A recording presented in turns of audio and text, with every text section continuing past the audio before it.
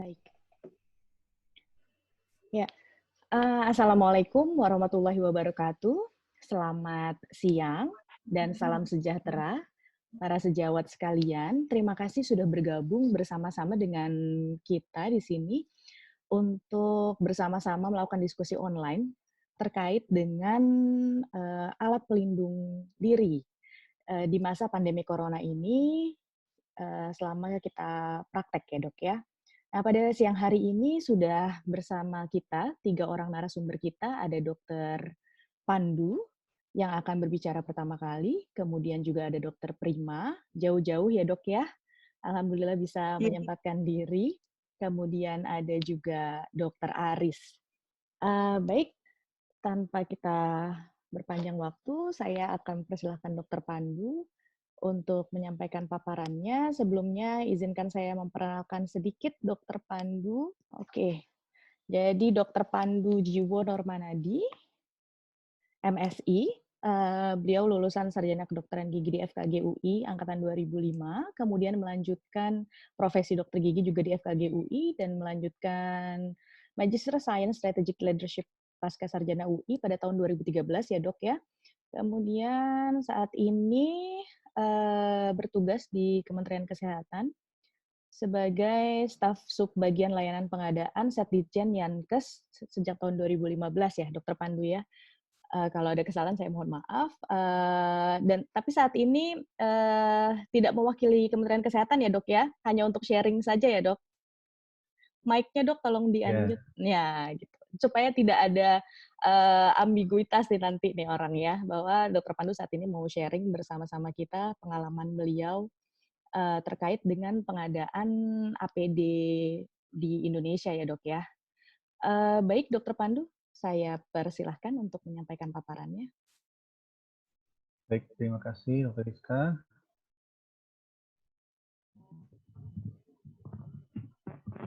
Apakah sudah terdengar jelas suaranya? Suaranya sudah terdengar, Dok. Baik, bismillahirrahmanirrahim. Assalamualaikum warahmatullahi wabarakatuh. Waalaikumsalam. Sebelumnya saya mengucapkan terima kasih atas kesempatan yang telah diberikan ini. Yang saya hormati rekan-rekan teman sejawat sekalian, baik yang sudah senior maupun mungkin yang adik-adik sekalian. Mungkin di sini kita sedikit diskusi dan sharing terkait APD yang sedang ramai dibicarakan karena masalah COVID ini. Mungkin saya di sini bukan bermaksud menggurui atau bagaimana. Kita ada semacam studi literatur terkait standar alat pelindung diri. Kenapa di judul ini tulisan standarnya saya kasih bintang? Karena perlu digarisbawahi bahwa standar di sini mungkin bisa berubah lagi nanti. Ini adalah termasuk penyakit yang termasuk baru. Mungkin juga tata laksananya pun akan berkembang seiring berjalannya jalan. Nanti kita akan lihat juga beberapa literatur yang ada perbaikan atau perkembangan terkait APD ini di slide berikutnya. Tapi kita di sini akan mengkhususkan lebih ke bagaimana teman-teman selaku dokter gigi menyikapi hal ini.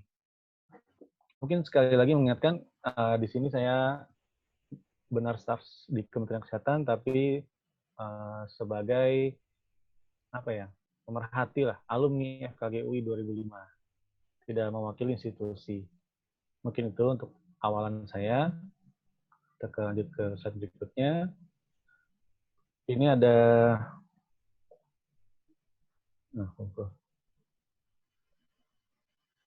Oke. Ya, ini intermezzo sedikit dari statement yang disampaikan narasumber pada acara COVID kita yang pertama beberapa hari yang lalu. Dr. Ahmad Syokani menyampaikan bahwa tanpa APD adalah bunuh diri. Jadi penting untuk kita sikapi di sini. APD adalah senjata kita sebagai tenaga medis dalam menangani pasien dalam masa wabah seperti ini. Jadi kalau memang APD-nya tidak lengkap atau tidak tepat, itu bisa dianggap kita membahayakan diri sendiri dan juga orang lain. Ini untuk sekedar intermezzo saja. Kemudian, ya mungkin flashback sedikit untuk definisinya. Saya mengambil dari 2 sumber dari sini. Yang pertama dari WHO, PPE atau APD ini adalah suatu bahan yang dipakai untuk melindungi tenaga kesehatan dan tenaga medis atau orang lain dari terkena infeksi. Sedangkan dari Permenkes nomor 27 tahun 2017, APD adalah pakaian khusus atau peralatan yang dipakai petugas untuk memproteksi diri dari bahaya fisik, kimia, biologi, atau bahan infeksius. Ini sekedar flashback saja untuk sharing definisinya. Kemudian kita ketahui masalah yang ada pada saat ini terutama adalah kelangkaan APD. Jadi Bapak Presiden kita Joko Widodo mengungkapkan bahwa bukan cuma kita saja nih yang sedang ada masalah kelangkaan APD, tapi ada 180 negara yang berebut. Sehingga kita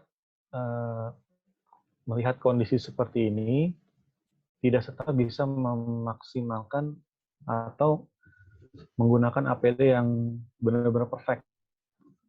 Karena kalau kondisinya normal, mungkin bisa. Tapi kalau kondisinya sedang langka seperti ini, mempergunakan APD yang perfect sekalipun, itu akan sulit.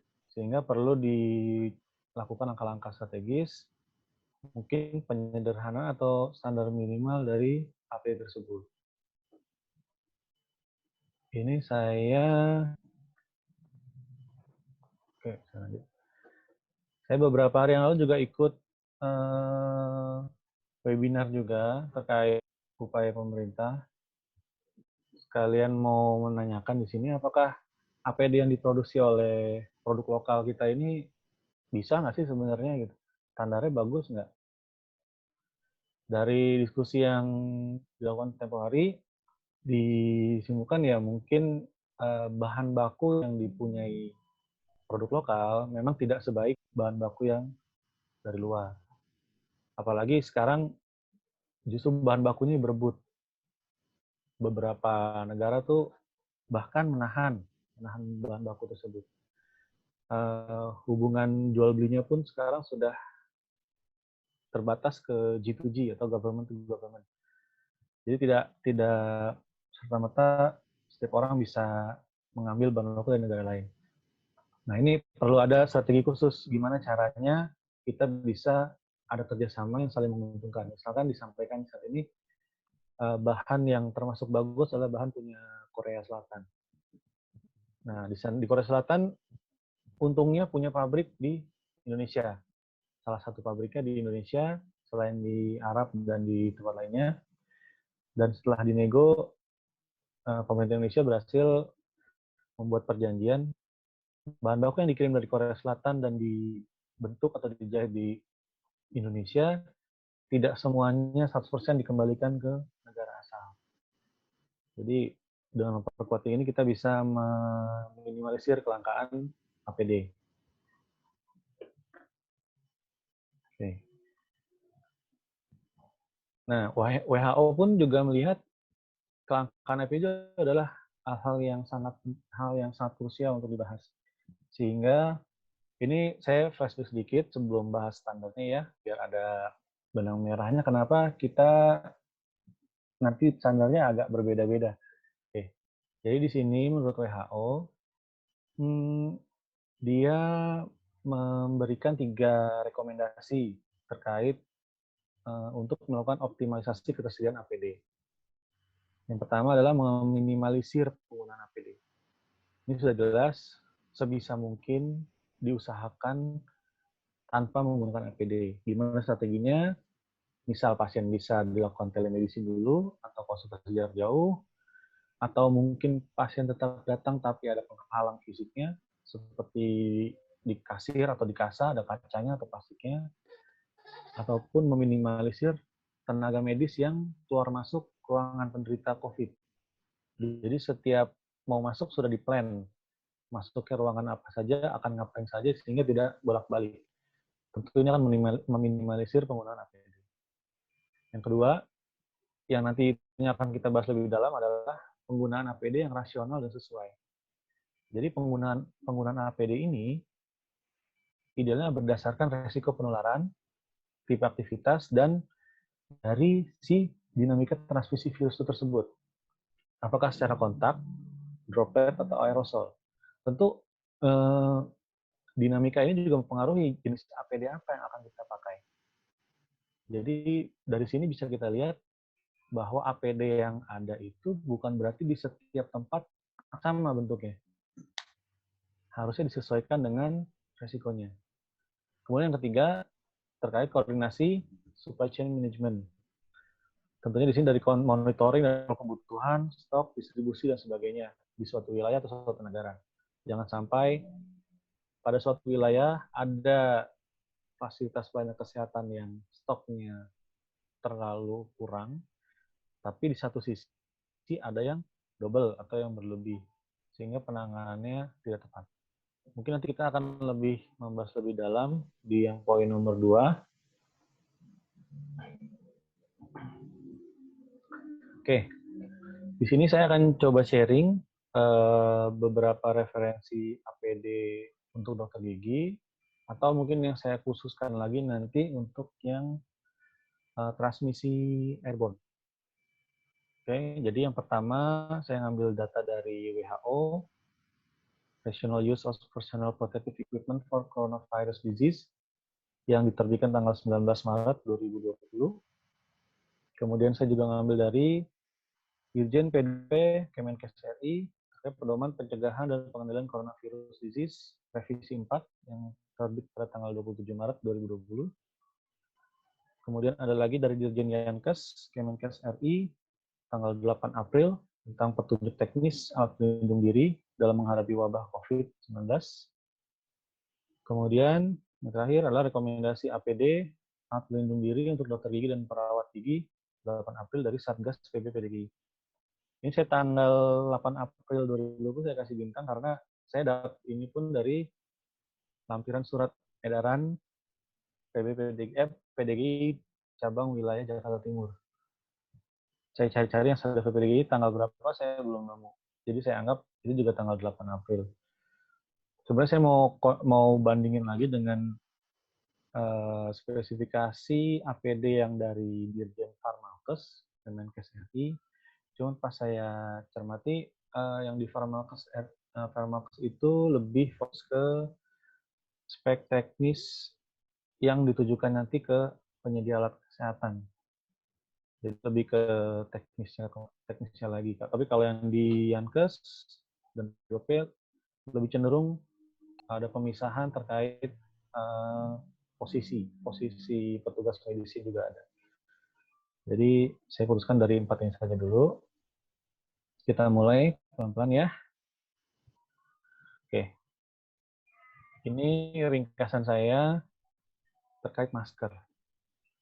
Jadi untuk tindakan yang menimbulkan aerosol atau di ruang dokter gigi seperti menggunakan scaler, handpiece, three-way syringe, dan sebagainya, menurut WHO tetap wajib harus ada N95 atau bisa menggunakan FFP2 yang tipe 2 ataupun standar yang setara.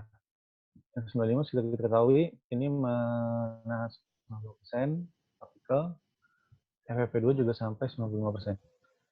Nah, kurang lebih sama seperti yang disampaikan oleh Dirjen P2P dalam pedomannya.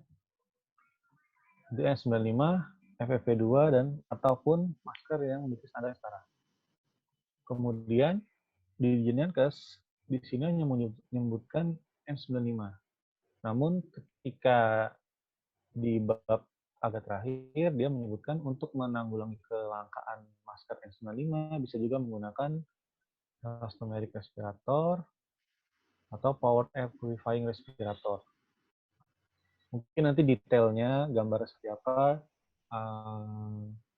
speknya, detailnya kembali seperti apa, bisa di di review masing-masing. Nanti jika ada yang bertanya, saya akan berikan link untuk file masing-masing. Oke, yang lebih detail lagi terkait standarnya adalah yang disampaikan oleh Satuan Tugas PBPDGI. Ini ada beberapa standar, standar Amerika N95, standar Eropa EN149, FFP2, KN95 pun juga sudah diterima di sini.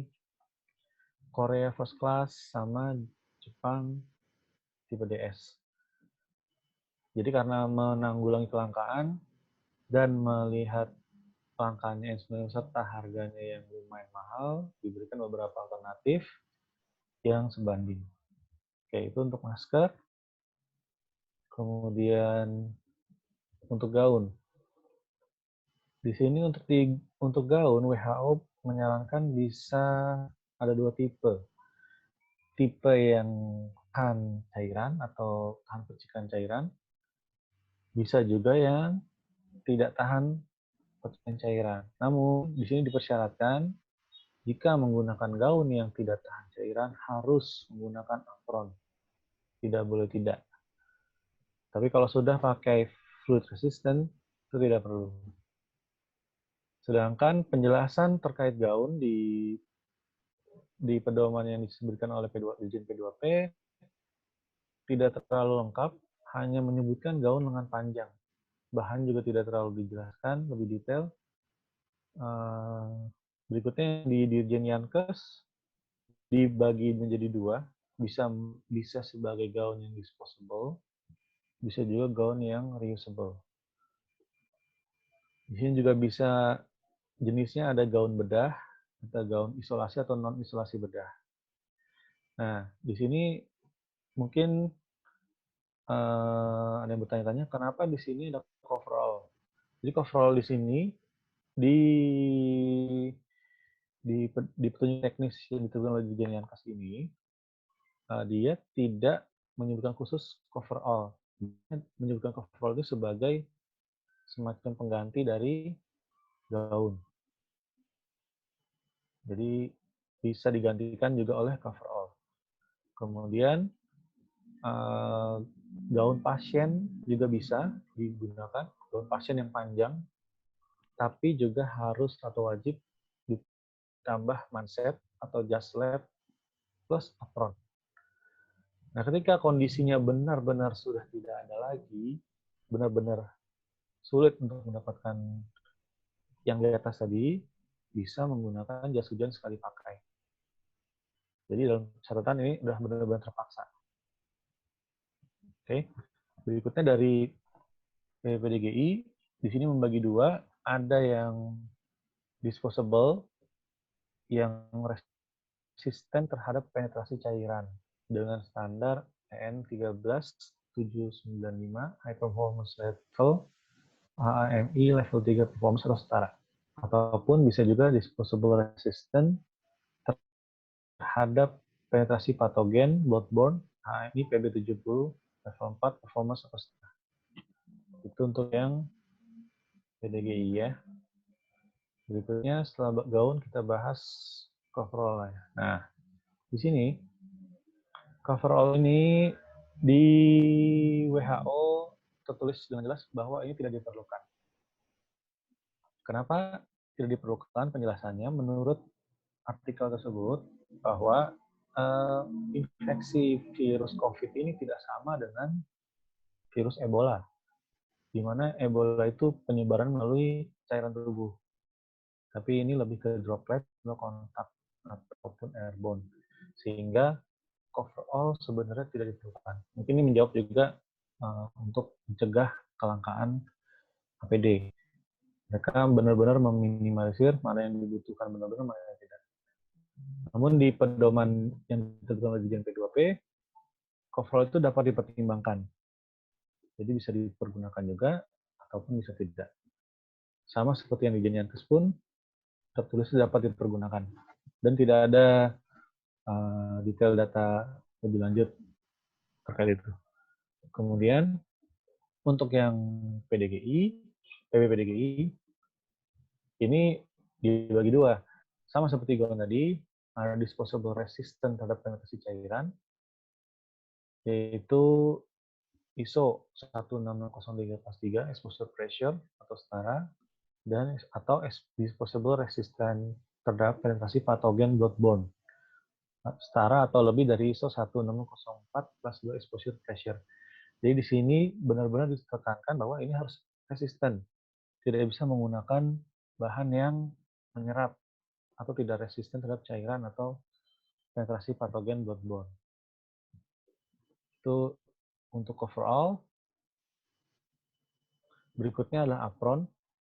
Apron di sini untuk rekomendasi dari WHO itu bisa digunakan kalau gaunnya tadi bukan yang fluid resistant. Jadi kalau gaun sudah fluid resistant, tidak perlu ditambah lagi dengan apron. Kemudian di pedoman yang dikeluarkan oleh Dirjen P2P pun sama. Ini apron ini syaratnya harus kedap air jika diperlukan saja. Artinya sama seperti yang dari WHO, jika memang gaunnya atau sudah menggunakan coverall yang sudah anti air, sudah resisten terhadap cairan, apron itu sebenarnya sudah tidak diperlukan lagi.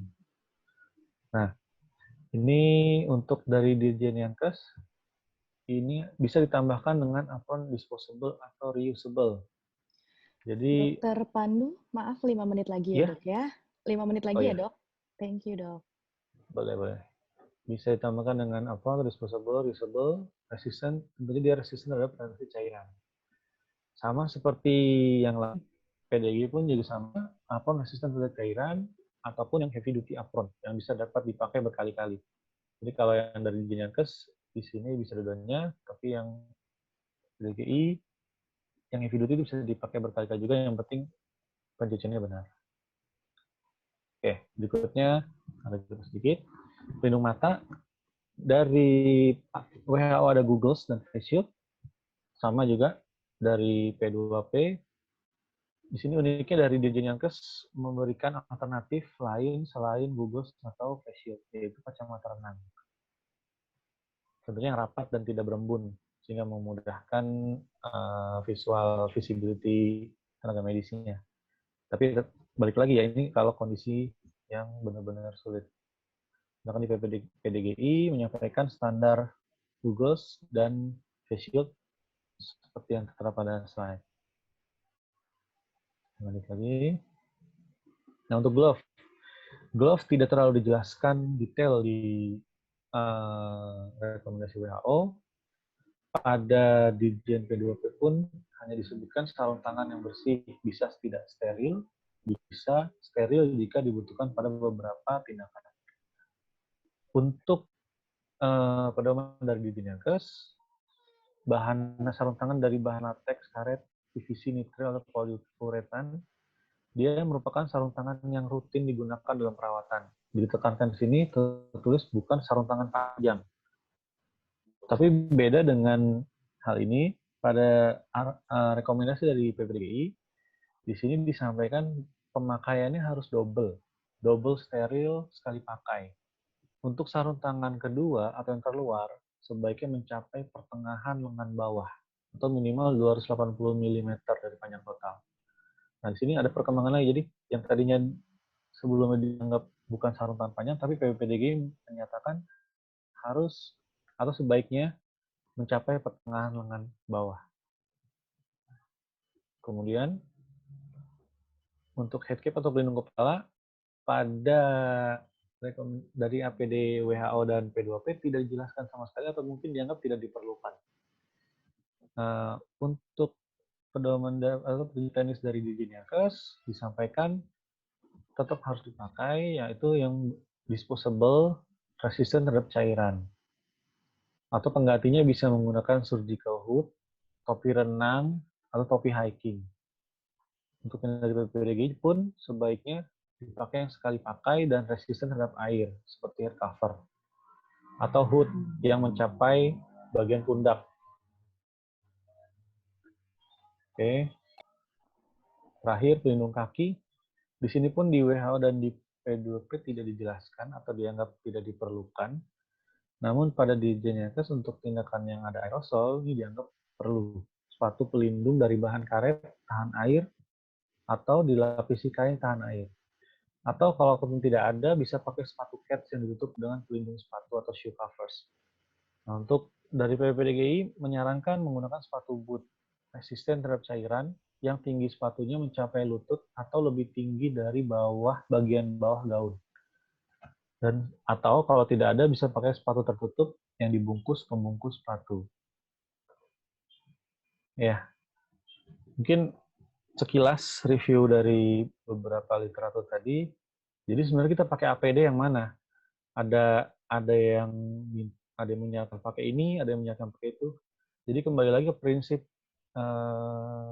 definisi APD tadi. Tujuannya adalah untuk melindungi diri.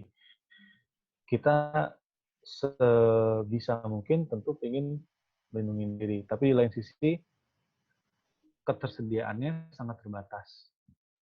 Nah, nanti di situ akan ada titik temu mana yang dirasa cukup, tidak perlu sampai full semuanya, atau harus semuanya untuk tindakan tertentu. Misal untuk tindakan dokter gigi yang benar-benar mengeluarkan airborne, sudah wajib harus pakai N95. Tapi misalkan kita bisa membatasi, mungkin cukup pakai masker bedah. Misal konsultasi saja, atau dari jarak jauh, atau pakai tadi pembatas fisik. Itu tidak serta-merta harus pakai APD lengkap semuanya. Tujuannya satu, untuk mencegah kelangkaan tadi. Ya mungkin nanti selanjutnya bisa dilanjutkan dengan diskusi bareng-bareng dan diperjelas lagi praktiknya oleh narasumber yang lain. Sekian mungkin dari Baik. saya. Iya, terima kasih Dokter Assalamualaikum Pandu. warahmatullahi wabarakatuh. Baik, Ya. Waalaikumsalam warahmatullahi wabarakatuh. Jadi tadi ada yang saya note ya, bahwa APD itu disesuaikan penggunaannya sesuai dengan kebutuhannya ya dok ya, karena mengingat memang Iya. kondisi kelangkaan dari APD itu sendiri. Tapi saya di sini ada satu yang membuat saya excited ya, bahwa memang saya dari kemarin tuh bertanya-tanya dengan kondisi APD yang langka dan juga harganya tidak masuk akal, saya sempat bertanya-tanya di mana sebenarnya peran pemerintah. Tapi ternyata pemerintah sudah mengupayakan banyak hal ya, salah satunya kita dapat keuntungan dengan salah satu pabrik dari Korea Selatan sehingga kita bisa setidaknya meminimalisir kelangkaan APD di Indonesia. Terima kasih Dokter Pandu informasinya. Dan untuk diskusi selanjutnya kita akan dengar sharing dari Dokter Gigi Prima Nerito ya. Dokter Prima ini saat ini posisi di Surabaya ya dok ya? Ya, saya di Oke, Surabaya. saya bacakan sedikit CV-nya Dokter Gigi Prima Nerito, spesialis kedokteran gigi anak, MARS, lulus FKG, merupakan FKG UI angkatan 2005 juga, kemudian melanjutkan spesialis kedokteran gigi anaknya di Unair ya dok ya, tahun 2015, dan melanjutkan lagi Master Administrasi Rumah Sakitnya di FKM Unair tahun 2020, dan saat ini beliau menjabat sebagai Direktur Rumah Sakit Arafah Anwar Medika Sukodono. Benar ya dok ya? Nah, ya, ini sebenarnya mungkin balik nyambung dengan kelangkaan APD yang ada ya, bahwa di Jakarta saja kita begitu sulitnya untuk mendapatkan APD lah. Lalu bagaimana dengan sejawat-sejawat yang berada di daerah? Mungkin Dokter Prima bisa sedikit sharing, dan apakah ada tips and trik untuk mengatasi kelangkaan APD ini di rumah sakit yang dokter kelola? Silahkan Dokter Prima. Oke, baik, terima kasih. Ya, selamat siang semuanya. Assalamualaikum warahmatullahi wabarakatuh. Pada hari ini saya akan sharing sedikit mengenai bagaimana sih penyediaan dan penggunaan APD di rumah sakit dan klinik di kabupaten. Boleh materinya, Dokter Rizka?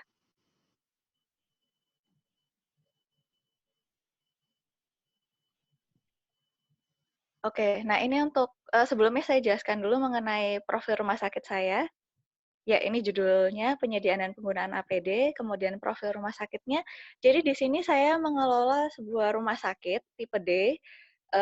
Bisa dilihat ya lokasinya itu di Desa Dungos, Kecamatan Sukodono, Kabupaten Sidoarjo. Jadi memang rumah sakit ini cukup berada di daerah yang padat penduduk dan mungkin lokasinya agak jauh dari kota seperti itu. Kemudian rumah sakit ini juga membawahi sebuah klinik kesehatan, klinik rawat inap, klinik FKTP, rawat inap, BPJS yang buka 24 jam. Halo Mas Imam, ntar ya. Terus kemudian bed-nya untuk rumah sakit ada 54 bed, untuk tapi non BPJS, untuk yang klinik bed-nya ada 10 bed dan itu BPJS. Oke, next dok.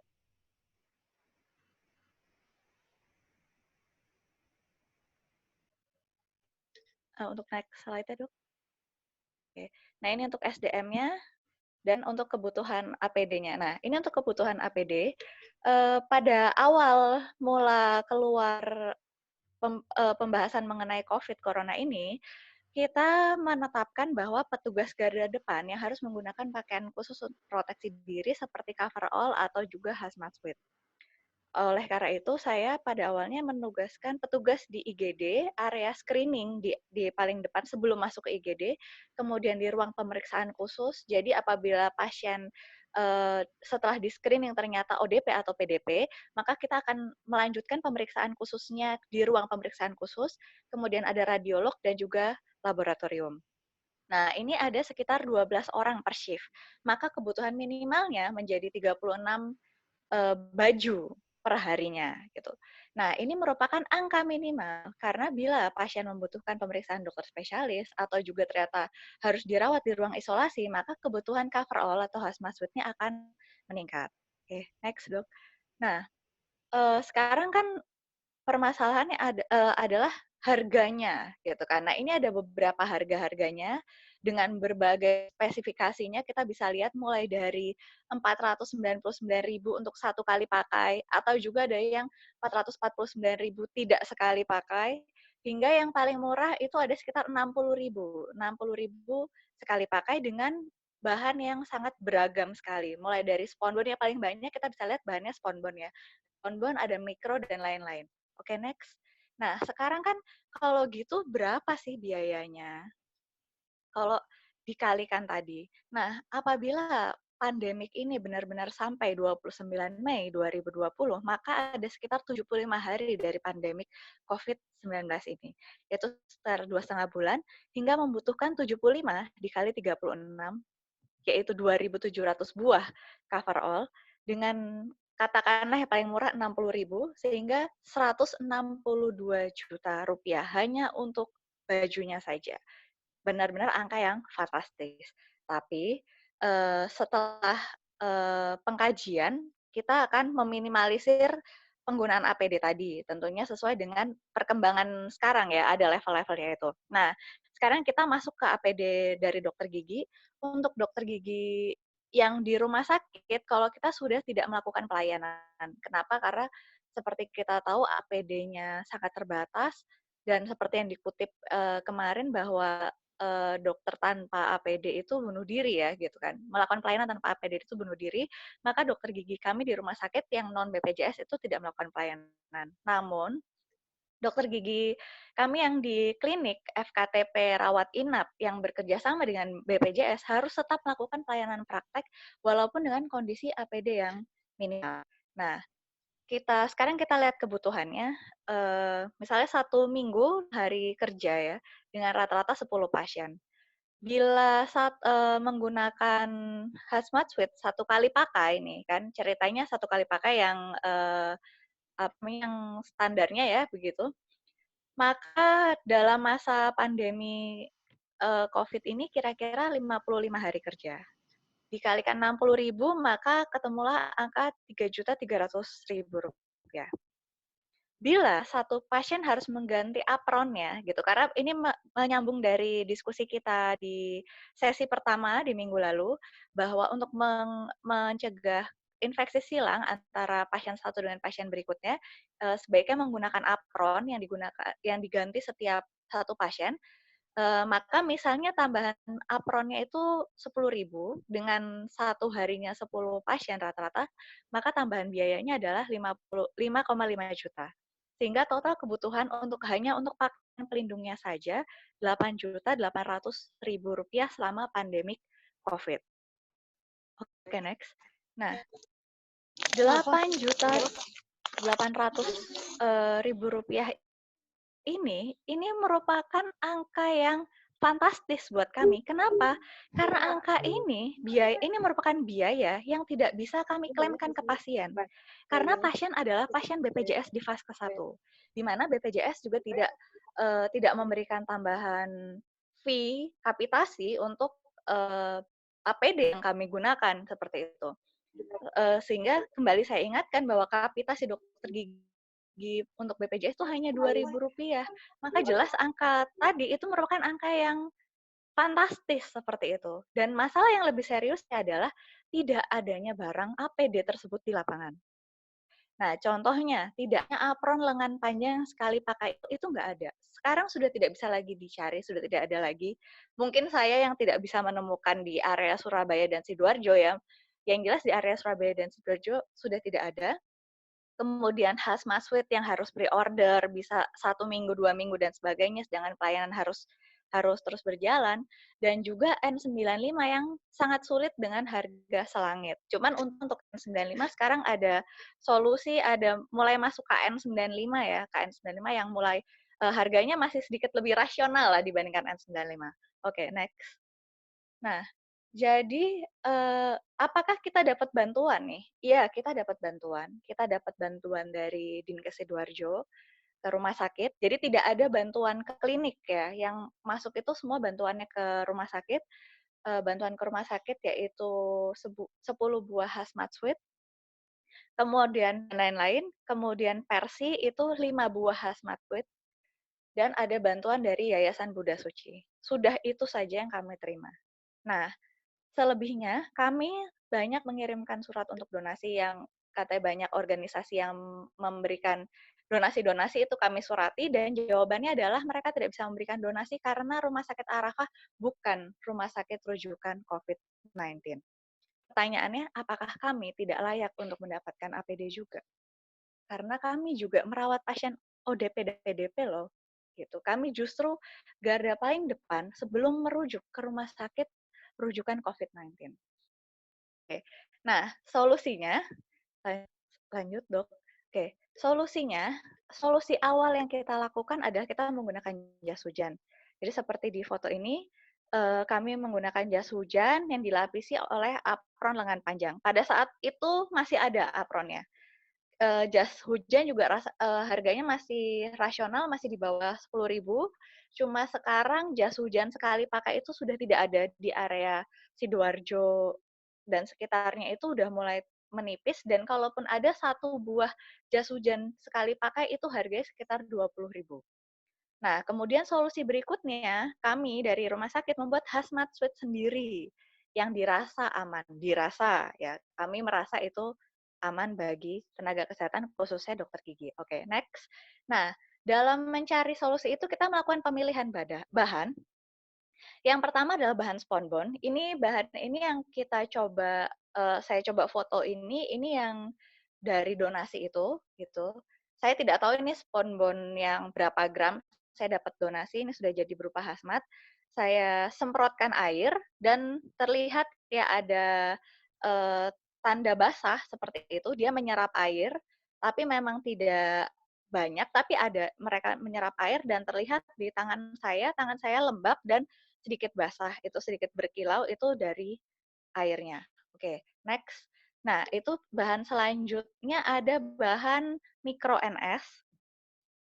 Kenapa saya tes bahan mikro NS? Karena juga ada supplier yang memberikan bahan mikro gitu. Saya coba semprot dan ini basah, sangat menyerap air, hampir mirip dengan kain biasa, dan tangan di dalam hazmatnya yang disemprotkan tadi itu basah. Seperti itu. Kemudian bahan berikutnya, bahan berikutnya ini saya mencari sendiri gitu kan. Saya mencari bahan apa sih yang kira-kira tidak tembus air. Saya menemukan bahan parasut ripstock. Nah, ini disemprot air, Jadi dia tidak menyerap air, airnya tetap berada di sisi luar dari kain dan dia berbentuk butiran. Terus kemudian tangan di dalam hazmatnya tetap kering. Kemudian selanjutnya ada bahan parasut berlapis silver. Nah, seperti ini, itu disemprot air sama dia juga tidak menyerap air, dan tangan di dalam hazmatnya juga tetap kering. Oke, lanjut. Nah, berdasarkan dari percobaan saya terhadap 4 bahan hazmat suit tersebut, maka saya memilih untuk menggunakan parasut balik silver dan juga parasut ripstop karena dia tahan air, tahan angin, dan mudah dibersihkan. Jadi kita tahu sendiri kita bekerja dengan air ya, aerosol, dengan handpiece, dengan scaler yang mengeluarkan air, maka saya benar-benar memilihkan bahan ini tadi yang tahan air, tahan angin, dan mudah dibersihkan. Oke, lanjut. Kemudian untuk biayanya, berapa sih biayanya gitu ya? Untuk biayanya hazmat suit yang saya buat pribadi ini, kalau yang balik silver itu lebih murah, harga per bajunya 110.000. Ini dengan jahit di penjahit sendiri gitu ya, dengan negosiasi sendiri. Jadi kalau untuk bahan kainnya kurang lebih per meter itu 4 meter, per baju itu 4 meter kebutuhannya. Kemudian untuk parasut yang ripstop per baju sekitar 135.000. Ini udah kain, bahan, resleting dan sebagainya, dan juga biaya jahitnya. Oke, next. Nah, dan ini bisa digunakan berkali-kali. Terus sampai saat ini kami dari Rumah Sakit Alfa masih terus menggunakan, jadi kita sudah menggunakan kurang lebih 3 minggu, 3 sampai 4 minggu itu kami sudah menggunakan itu dan kondisinya masih baik, tidak ada perubahan warna, semuanya masih baik, seperti itu. Kemudian, nah, menyiasati tidak adanya apron lengan panjang, kan karena tadi di pembahasan di minggu lalu dikatakan bahwa sebaiknya setiap pasien kita ganti apron lengan panjangnya untuk mengurangi cross infection. Nah, karena tidak ada, yang kami lakukan di lapangan adalah dengan menyemprot eh, si operator yang masih pakai hazmat tadi disemprot pakai alkohol. Itu untuk mencegah cross infection. Nah, apakah itu menambah cost? Tentunya iya, gitu kan, karena memang alkohol juga sekarang mahal, gitu kan. Apakah efektif? Saya rasa pasti tidak seefektif bila penggunaan apron, tetapi bagaimana lagi karena apron tidak ada di lapangan, seperti itu. Oke, next. Kemudian, nah ini sekian dari saya. Tadi sharing saya mohon maaf bila tidak sesuai dengan standar keilmuan yang seharusnya. Tapi ya ini yang terjadi. Oke, terima kasih. Sekian dari saya. Terima kasih. Baik, terima kasih Dokter Prima.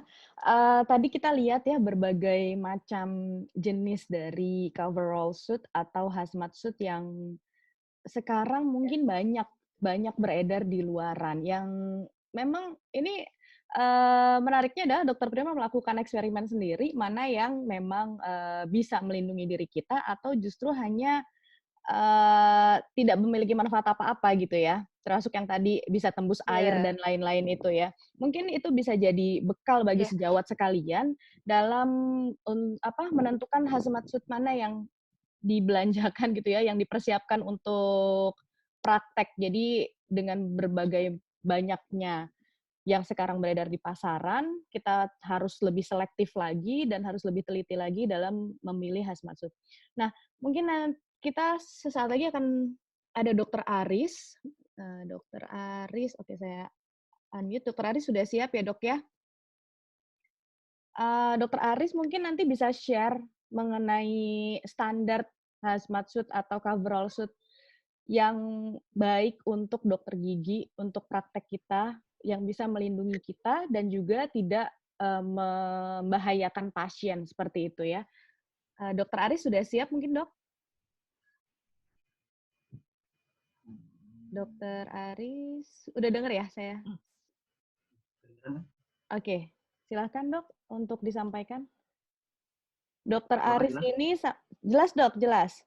Sambil dipersiapkan sama Dokter Aris, saya bacakan sedikit CV-nya Dokter Aris. Dokter Aris, FKG UI Angkatan 2005, kemudian melanjutkan program pendidikan dokter gigi spesialis bedah mulutnya di Universitas Padjadjaran Bandung.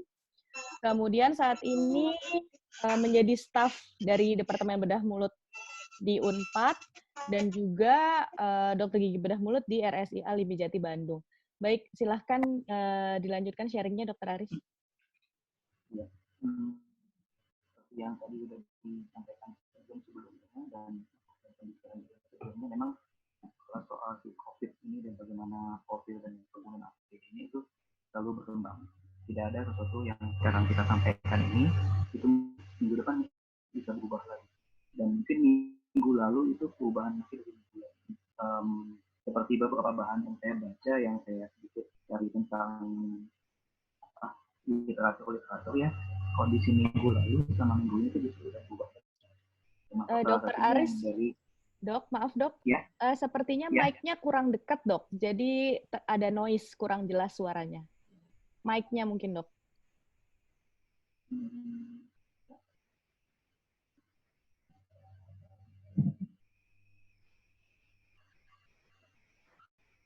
Bukan slide-nya Dok, suaranya Dok, mic-nya mungkin Dok. Iya.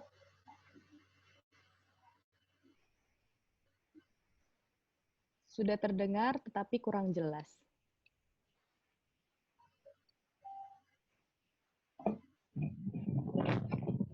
Ini gimana? Tadi jadi sudah lebih jelas ya? Sudah lebih jelas, Dok. Sudah lebih jelas nih? Sudah lebih jelas. Kalau begini gimana? Ini lebih jelas? Ya, silakan Dok. Coba bicara lagi. Sudah lebih jelas sih kalau menurut saya. Ya, jadi gini. Okay. Apa yang kita dapat sekarang ini mungkin beda dengan apa yang sudah kita dapat minggu lalu atau minggu depan. Tentang COVID ini memang masih benar-benar baru dan beberapa literatur pun yang saya baca itu mengalami banyak perubahan, termasuk salah satu yang terbaru mungkin kita bisa baca dari Sciences yang 8 April. Nah, tapi sebelumnya kita harus tahu dulu si COVID ini punya droplet atau banyak literatur yang bilang dia memang menular via droplet. Jadi saat kita bersin, saat kita bersin, berbicara, itu akan droplet yang muncul sekitar 2 meter ke depan. Tetapi bila ukuran partikelnya itu akan lebih kecil lagi, jauh lebih kecil lagi, jaraknya justru akan lebih jauh. Itu lebih dari sekitar 2 meter. Ini beberapa hal udah pernah kita dengar dari sebelumnya ya. Langsung aja. Nah, beberapa penelitian yang tentang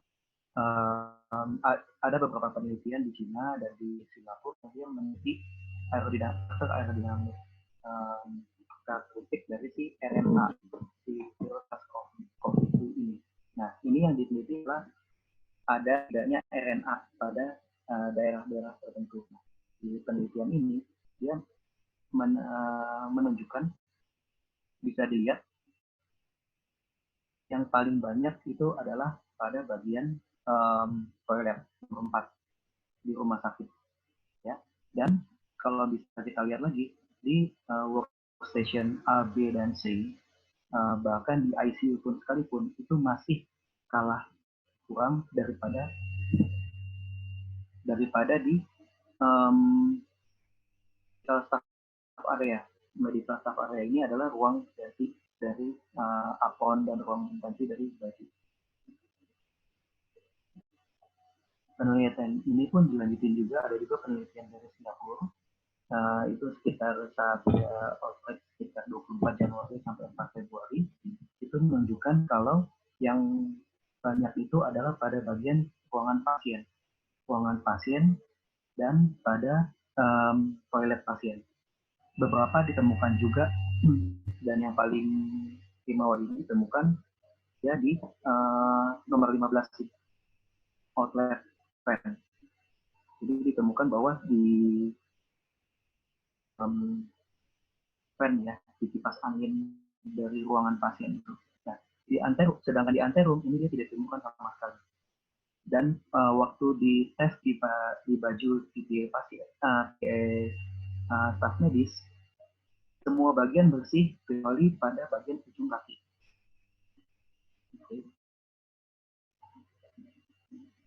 Lalu ini untuk yang kita balik lagi dari slide sebelumnya. Jadi kalau misalnya dilihat dari dua penelitian ini, sebenarnya si virus ini dia mungkin tidak bisa menyebar jauh, ya, tidak bisa menyebar jauh, tetapi dia bisa menempel lama dan bisa hidup lama di bagian tertentu itu sampai akhirnya dia terbawa oleh si staf medis itu sendiri sampai ke ruang ganti dari APD itu sendiri. Dari penelitian sebelumnya yang terbanyak adalah pada medical staff area untuk bagian dari si APD ini. Nah, lalu APD apa sih yang diharuskan? Ini mungkin sebelumnya sudah oleh Dr. Pandu, ada beberapa rekomendasi ya, mulai dari level 1, level 2, dan dari semua sumber yang saya baca, itu sepakat bahwa untuk kita dokter gigi, untuk penggunaan yang bermain-main dengan aerosol, itu wajib hukumnya menggunakan di level 3 protection. Mungkin untuk lihat yang di bagian sebelah ini ya. Di bagian yang sebelah sini itu untuk beberapa bulan sebelumnya. Nah, untuk yang di bagian ini adalah yang terbaru yang sesuai dengan Dirjen Yankes. Itu kelihatan bahwa yang membedakannya itu adalah dengan full protection. Jadi untuk sekarang ini mungkin tone itu sudah cukup untuk bisa melindungi kita dokter gigi.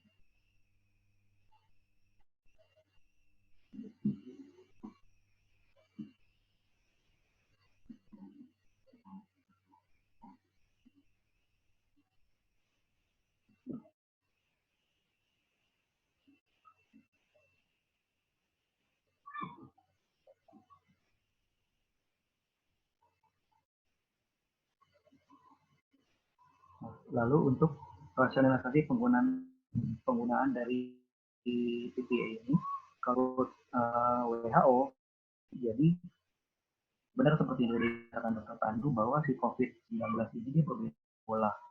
Kalau Ebola itu dia ditularkan melalui cairan tubuh yang tinggi, menular ke tenaga medis. Sedangkan ini kita butuh via droplet, dan memang dari penelitian yang ada sampai saat ini, si droplet itu harus masuk ke saluran pernapasan atau ke mulut dari tenaga medis, itu baru dia bisa menular.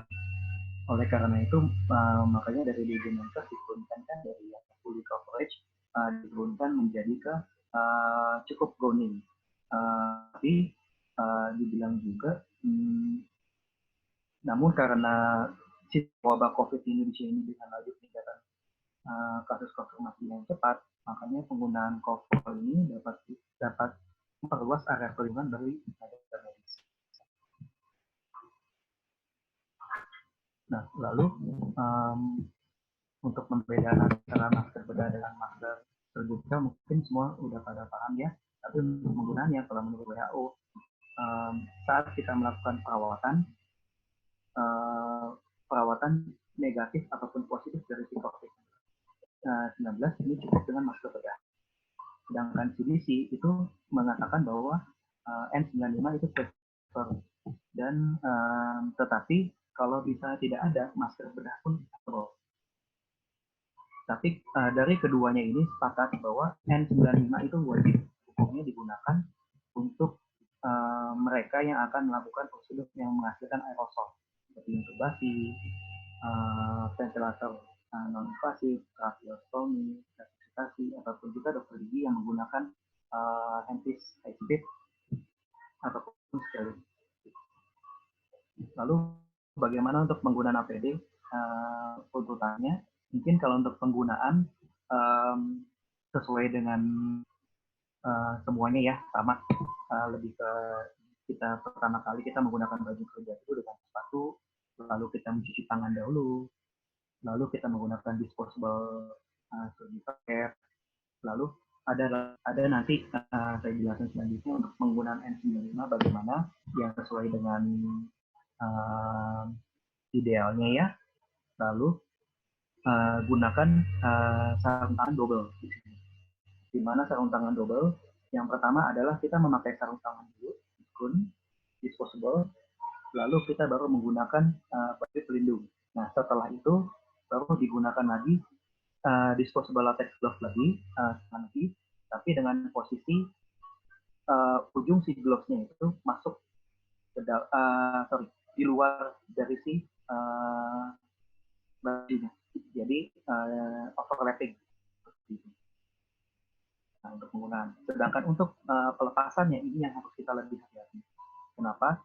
Karena kebanyakan tenaga medis itu tertular dari saat kita bagaimana pelepasan dari si baju pelindung ini, si APD ini. Jadi yang pertama itu adalah sarung tangan yang di bagian luar itu kita cuci tangan dulu dengan menggunakan sarung tangan untuk membersihkan semua noda-noda darah dan partikel-partikel cairan tubuh pasien mungkin yang terkandung di sarung tangannya. Nah, setelah kita buang dengan kondisi tangan itu mencopot salah satunya tapi tidak menyentuh si gowning. Jadi hanya kita memegang di bagian luarnya saja. Setelah dicopot, lalu kita menggunakan mengganti dengan handscoon yang steril, handscoon lagi yang baru. Handscoon yang baru.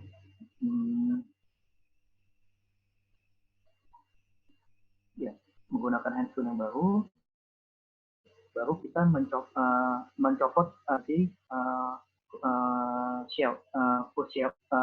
full face mask-nya. Nah, setelah full face mask-nya dicopot, kita cuci tangan lagi, baru kita melepas si disposable gown bersama dengan si sarung tangan yang tadi sebelumnya sudah kita ganti. Ya, tetapi cara pencopotnya adalah kita menganalogikan semua bagian luar dari si gaun itu adalah infeksius, jadi jangan menyentuh di bagian luar, hanya menyentuh di bagian dalam, bagian yang Oke. Setelah dicopot, lalu kalau dalam aturan yang di rumah sakit pendidikan yang di Cina ini, dia pindah ke ruang area nomor 1. Ruang area nomor 1, lalu dilakukan lagi cuci tangan ya. Lalu di ruangan itu kita baru mencopot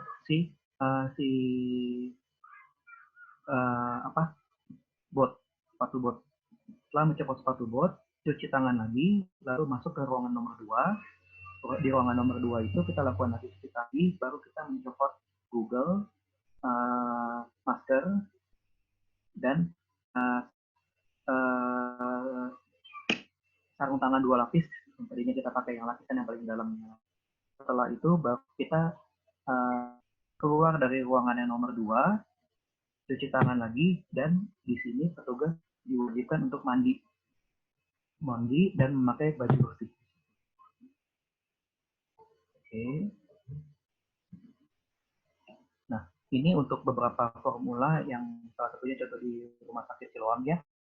Jadi untuk APD yang bisa digunakan lagi itu dia tidak bisa sembarangan deterjen. Bahkan harus beberapa dikatakan dia harus menggunakan deterjen yang tanpa klorin putih. Ini salah satu protokol yang di Rumah Sakit Siloam. Ini contohnya menggunakan ini untuk mencuci. Saya udah cari-cari sih ini isinya nggak dibilang ya sama si pabrikannya, tetapi memang dia mencucinya, mendisinfektannya dengan mengubah suasana menjadi alkali. Nah, lalu untuk penggunaan dari si masker ini, setelah kita ketahuin kan ya banyak hal yang kita harus lakukan dengan pengiritan dari si masker N95 ini. Salah satunya ada ide untuk menggunakan kembali atau penggunaan dari extended untuk tipe panjang. Jadi kalau dari menurut CDC, kedua hal ini memang dilegalkan, khususnya untuk keadaan-keadaan pandemik seperti saat ini.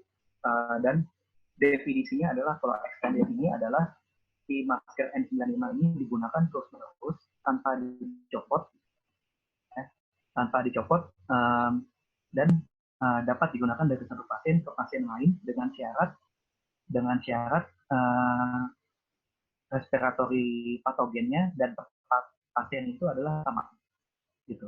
Sedangkan kalau reuse adalah si masker N95 ini dicopot dan disimpan di tempat di tempat yang tidak kecampur dengan masker lain atau tidak kecampur oleh pengguna lain, dan bisa digunakan lagi, tetapi hanya untuk beberapa pasien ke depan. Nah, tetapi CDC dan WHO itu sepakat bahwa penggunaan N95 ini harus diganti. Jadi tidak bisa ekstensif atau kita melakukan tindakan yang menimbulkan aerosol. Kita melakukan tindakan menimbulkan aerosol atau si N95 itu terkontaminasi oleh darah atau sekret dari respirasi dan pernapasan dari pasien, atau bahkan bersifat oleh cairan tubuh oleh pasien. Nah, lalu dan mereka juga bilang kalau bila fungsinya sudah tidak bisa digunakan lagi, apalagi kalau misalnya menimbulkan sesak dari si penggunanya, itu wajib diganti. Nah, tapi dia juga bilang untuk memperpanjang penggunaan dari CN ini, kita bisa menambahkan untuk penggunaan face shield, ya, penggunaan face shield, dan ada beberapa sumber juga yang itu baca. Jadi penggunaan N95 itu dilapis dua, di bagian yang berkontak dengan udara luar itu dengan si masker bedah. Jadi nantinya si masker N95 ini dia meminimalkan kontak langsung dengan aerosol yang akan kita gunakan. Nah, tapi hati-hati juga ataupun WHO ini dia tidak merekomendasikan untuk menggunakan masker N95 3 lapis, di mana ada masker terlebih dahulu di antara kulit dengan si N95 ini, karena nantinya dia akan di masker bedah ini akan mengurangi kerapatan dari N95 ini. Nah, ini untuk gimana cara penggunaan dari si N95 ini. Jadi kita mencuci tangan terlebih dahulu, lalu bila penggunaan itu adalah yang pertama kali dari si masker ini, mungkin nggak masalah kalau kita tanpa handscoon. Tetapi kalau saat penggunaan yang kedua dan selanjutnya, itu harus menggunakan handscoon. Jadi posisinya dipakai dulu untuk loop yang di atas terlebih dahulu, lalu loop yang di bawahnya. Pada nomor 3. Nah, lalu dengan menggunakan kedua tangan, itu dipastikan kerapatannya dengan hidung di permukaan atas. Jadi bukan dengan satu tangan untuk memencet di antara si batang hidungnya, tapi dengan dua tangan untuk memastikan kerapatannya. Nah, lalu setiap kali kita penggunaan N95, walaupun sudah di punggung ketiga atau selanjutnya, itu kita harus melakukan tes dengan meniupkan udara dari mulut. Bila tidak ada terasa aliran udara di atas hidung dan masker terasa seperti lebih menggembung, itu artinya kita sudah benar memakai. Terus untuk mencopotnya bagaimana? Ini pencopotannya untuk bisa kita gunakan selanjutnya, ya. Untuk bisa kita gunakan selanjutnya untuk melakukan penggantian dari N95 ini. Nah, yang dicopot adalah di bagian loop yang di bagian di leher terlebih dahulu, lalu loop yang di bagian kepala. Nah, si N95 ini jangan kita pegang di bagian depan ataupun bagian dalamnya. Setelah itu kita masukkan ke kalau di CDC dibilang di kantong yang dapat tembus udara atau breathable bag, dengan posisi loop yang di atas itu menggantung di atas. Jadi saat kita nanti saat kita mengambil lagi, kita bisa untuk tanpa memegang si N95-nya, tapi kita memegang si loop-nya itu. Nah, lalu di paper bag yang kita gunakan itu juga harus bagian depan yang mana dan bagian belakang yang mana, lalu ditambah pula identitas pasien. Nah, beberapa juga disebut, kita juga menuliskan si N95 ini sudah pemakaian untuk yang keberapa. Pertama, kedua, ketiga, atau kelima. Nah, dari CDC ini dia menyarankan untuk penggunaannya maksimum itu sesuai dengan pabrikannya masing-masing. Tapi bila tidak ada tulisannya, yang digunakan adalah maksimum 5 kali. Maksimum 5 kali, jadi si satu itu bisa digunakan untuk 5 kali penggunaan, tetapi tidak 5 hari berturut-turut. Jadi saat kita menyimpan masker yang itu, kita simpan dulu selama 3 atau 4 hari ke depan, jangan digunakan, setelah itu baru digunakan lagi. Jadi untuk si satu pengguna itu bisa mungkin menghabiskan 5 masker N95, tetapi itu bisa untuk sampai 25 hari ke depan. Gitu. Oke. Nah, ini seperti yang tadi saya bilang ya. Untuk penggunaan kedua dan selanjutnya untuk kita melakukan fit test ataupun kita melakukan adaptasi dengan hidung itu harus menggunakan masker, harus menggunakan handscreen. Nah, lalu yang harus dijawab hati-hati di sini, kebanyakan masker N95 yang dijual di pasaran itu dia hanya NIOSH approved, dia tidak FDA approved. Nah, kenapa bedanya apa sih? Gitu. Jadi kalau NIOSH approved itu dia setuju bahwa si masker itu dia dapat menyaring partikel sampai 95%. Entah itu mau N95, N99 ataupun N100, ataupun dia berupa yang menyaring partikel oily ya, P95, P99 atau P100. Tapi bila dia tidak FDA approved, artinya dia tidak bisa digunakan untuk keperluan medis. Ini yang propernya ya, tidak bisa digunakan untuk keperluan medis, apalagi kalau misalnya saat itu gunakan untuk keperluan bedah yang dimaksudkan kita perlu suatu hal yang steril, bukan cuma untuk kita aja, tapi untuk pasien juga. Kenapa itu? Karena kebanyakan yang NIOSH approved ya, dia hanya mengurangi partikel yang masuk ke pengguna, tetapi tidak menyaring atau tidak menyimpan partikel yang keluar dari si pengguna. Dan beberapa juga dia tidak fluid resistant. Jadi tidak bisa menahan cairan dari kita, dari operator ke pasien. Nah, tapi beberapa yang sudah FDA approved, dia bisa, selain dia bisa untuk menyaring udara luar yang kita hirup, dia juga bisa menahan partikel-partikel dan cairan yang kita hembuskan. Salah satu contohnya adalah seperti ini, kalau yang respirator dari 3M ya, N95 model 8210, dia itu belum FDA approved. Tapi kalau yang 1860 itu dia sudah FDA approved. Biasanya warnanya biru.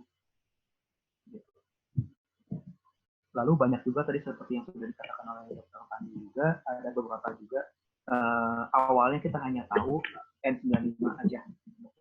Tapi sebenarnya banyak juga dari beberapa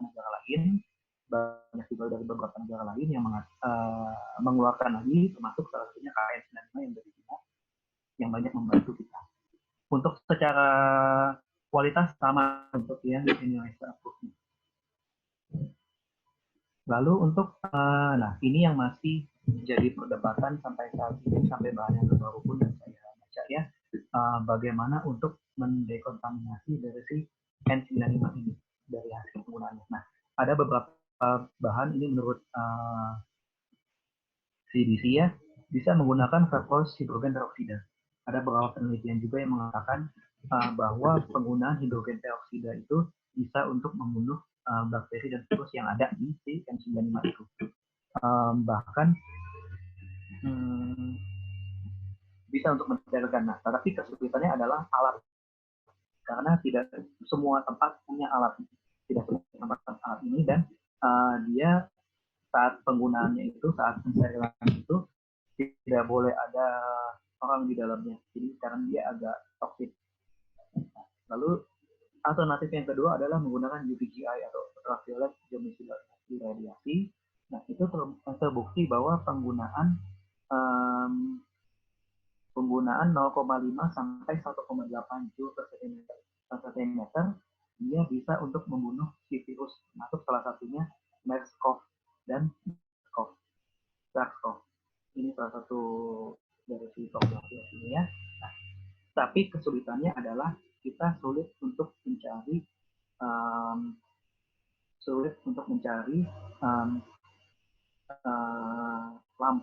lampu dari si ultraviolet ini ya, yang benar-benar sesuai dengan rekomendasi. Lalu ada beberapa lagi yang caranya lagi dengan microwave, microsteam, tapi tidak rekomendasikan dari beberapa jurnal saya proses jurnal yang lainnya. Dan salah satunya adalah dengan menggunakan moist heat. moist sheet inkubasi ini mungkin yang bisa jawabkan sendiri di rumah, dia bisa dengan pemanasan lembab ya, dengan kelembapan 80% dengan suhu 60 derajat Celcius selama 15-30 menit, tetapi penelitian yang tersedia dia hanya membunuh untuk virus H1N1. Untuk bakteri dan jamur lain belum terbukti. Ini salah satu yang penggunaan ultraviolet shock ini, dan memang terbukti sampai daya 120 sampai 950 joule per meter persegi dia baru merubah dari kualitas si respirator ini. Nah, tapi kesulitan yang kedua adalah sorry dok, 5 menit lagi ya dok. Oke. Nah, untuk penggunaan dari si kesulitannya adalah saat kita memaparkan si N95 ini, bentuk kontur dari si N95 yang berlipat-lipat dan ada bagian depan dan belakang ini yang harus kita hati-hati, benar-benar harus terpapar semua oleh si sinar ultraviolet. Ya. Nah, lalu dari bacaan sendiri yang dikeluarkan 3M, dari 3M itu dia tidak merekomendasikan steril penggunaan etilen oksida, radiasi ionisasi, lalu penggunaan dari microwave juga tidak disarankan karena akan melelehkan si metal komponen, dan untuk penggunaan oven, autoclave, dan pemanasan dengan suhu tinggi itu dia juga tidak merekomendasikan. Lalu ini dari sisi beberapa juga sudah dilakukan, dan yang sudah lulus tes itu banyak ya dengan menggunakan perkuasi oksida. Ada 3 penelitian yang sudah pas, sedangkan untuk penggunaan moist sheet juga sudah pas, bisa juga untuk tetapi untuk penggunaan cara yang lain itu masih under evaluasi. Mungkin minggu depan tabel ini juga sudah terbukti semua bisa. Ya, terima kasih. Saya kembalikan ke moderator. Ya, baik. Terima kasih Dr. Aris. Ini semakin menarik ya pembicaraan kita. Setelah minggu lalu banyak sekali sejawat yang ikut di diskusi kita minggu lalu bertanya tentang APD gitu ya. Nah, ini kita akan masuk dulu ke pertanyaan-pertanyaan ya. Sebentar, ini ada pertanyaan pertama untuk Dr. Prima ya, dan Dr. Pandu. Dr. Prima dan Dr. Pandu sudah monitor ya dok ya? Ini dari Dr. Flo. Yang pertama untuk Dr. Prima, jadi setelah disemprot alkohol, hazmatnya dipakai lagi untuk pasien berikutnya, atau tetap sekali pakai lalu dibuang? Nah, itu dulu dok, pertanyaannya. Oke, kalau yang kami gunakan kan karena bahannya parasit itu, jadi kita habis semprot kita pakai lagi untuk ke pasien berikutnya, karena juga nggak ada apron itu kan dok, gitu. Jadi setelah disemprot alkohol, dipastikan seluruh bagian dari hazmatnya itu sudah tersemprot gitu ya dok ya mungkin ya? Lalu tetap digunakan jadi kita untuk muter dulu, disemprotin terus digunain lagi. Menggunakan Nah mungkin juga tadi saya sempat ngelihat dari chatnya juga, ada yang ngechat ke saya pribadi gitu, bukan di boleh, silakan, chat umum. Ada yang menanyakan juga mengenai di mana belinya si parasit itu dan harganya berapa. Nah ini mungkin sekilas aja. Kalau belinya karena sekarang udah nggak boleh kemana-mana, saya semuanya beli dari Tokopedia. Ups, nggak boleh sebut merek ya. Dari toko online, dari toko online. Ya maaf. Saya beli di toko online dan itu harganya sekitar 17 sampai 5.000 per meter. Tergantung belinya berapa banyak. Oke, baik dok. Lalu itu dijahit sendiri ya dok ya? Iya, dijahit. Baik. Yang kedua dari Dr. Florencia juga nih untuk Dr. Pandu. Jika konsultasi tidak wajib menggunakan N95 ya dok. Misalnya pasien hanya tanya saja dan minta dilihat kondisi giginya. Bagaimana Dr. Pandu? Ya, terima kasih untuk Dr. Floren. Kalau menurut saya dari literatur yang ada, ketika konsultasi itu memang sebenarnya tidak seharusnya ya tidak membuat aerosol. Apalagi kalau pasiennya kita wajibkan pakai masker. Jadi ketika konsultasi, pasien tetap mempergunakan masker, kemudian sang dokternya pun juga tidak, menurut saya sih tidak harus pakai N95. Nah, ketika pasien sudah membuka maskernya, membuka mulutnya, dan kita mungkin harus memasukkan peralatan untuk mengecek, nah itu mungkin perlu dipertimbangkan lagi. Tapi kalau untuk sekedar konsultasi saja, menurut saya sih masih aman. Iya, dan sesuai rekomendasi juga ya dok, kalau penggunaan N95 itu mungkin lebih kepada tindakan-tindakan yang menyebabkan aerosol dan droplet seperti itu ya dok ya? Iya. Non saya boleh nanya juga dokter Pandu. Waduh. Kalau misalnya pasiennya konsultasi nih dok, tapi konsultasinya kan dia buka mulut dok. Nah itu gimana? Walaupun kita misalnya nggak diapa-apain ya, tapi kan dia buka mulut dan mau nggak mau kan nggak mungkin juga kita ngelihat dalam jarak 1 atau 2 meter gitu dok. Jadi kita ngelihatnya dalam jarak mungkin 30 cm gitu. Nah itu apa harus pakai N92 atau enggak dok? Nah, itu tadi, jadi ketika pasien konsultasi, itu kita perlu pertimbangkan juga apakah pasien konsultasi menggunakan masker atau tidak. Kan ada beberapa kasus, pasien bisa menyampaikan tanpa harus membuka maskernya, mungkin keluhannya apa, kita udah bisa kebayang. Jadi prinsip pertama adalah minimalisir dulu. Misal sebagai contoh juga, di poliklinik di Kemenkes itu, mereka sudah membuatkan semacam bilik kaca, bukan bilik kaca ya, kayak dinding kaca di depan Pembatas meja gitu ya dok konsultasi ya? dokternya. Iya, batas di depan meja konsultasi dokternya. Jadi kayak kasir gitulah. Jadi si pasien itu tidak langsung terkoneksi langsung ke dokternya. Itu bisa buat meminimalisir juga. Tapi kalau sudah sampai memasukkan alat, entah mungkin sonde buat nyongkel sedikit, kita kan nggak tahu ya, ketika kecongkel sedikit apakah ada cipatan kecil atau tidak. Jadi menurut saya selama belum ada alat yang dimasukkan dalam mulut atau pasien tetap memakai maskernya, itu harusnya aman. Tidak harus pakai N95. Baik. Untuk mengit lah. Menghemat APD ya dok ya, dan APD digunakan sesuai dengan kebutuhannya. Baik, ini ada dari dokter Nila Alia. Assalamualaikum, izin bertanya, untuk APD sekali pakai cara pembuangannya bagaimana? Kemudian maksimal berapa hari sebelum limbah diambil? Lalu untuk yang dipakai ulang, prosedur pembersihannya bagaimana? Seperti itu. Mungkin ini bisa dokter Aris ya dok ya?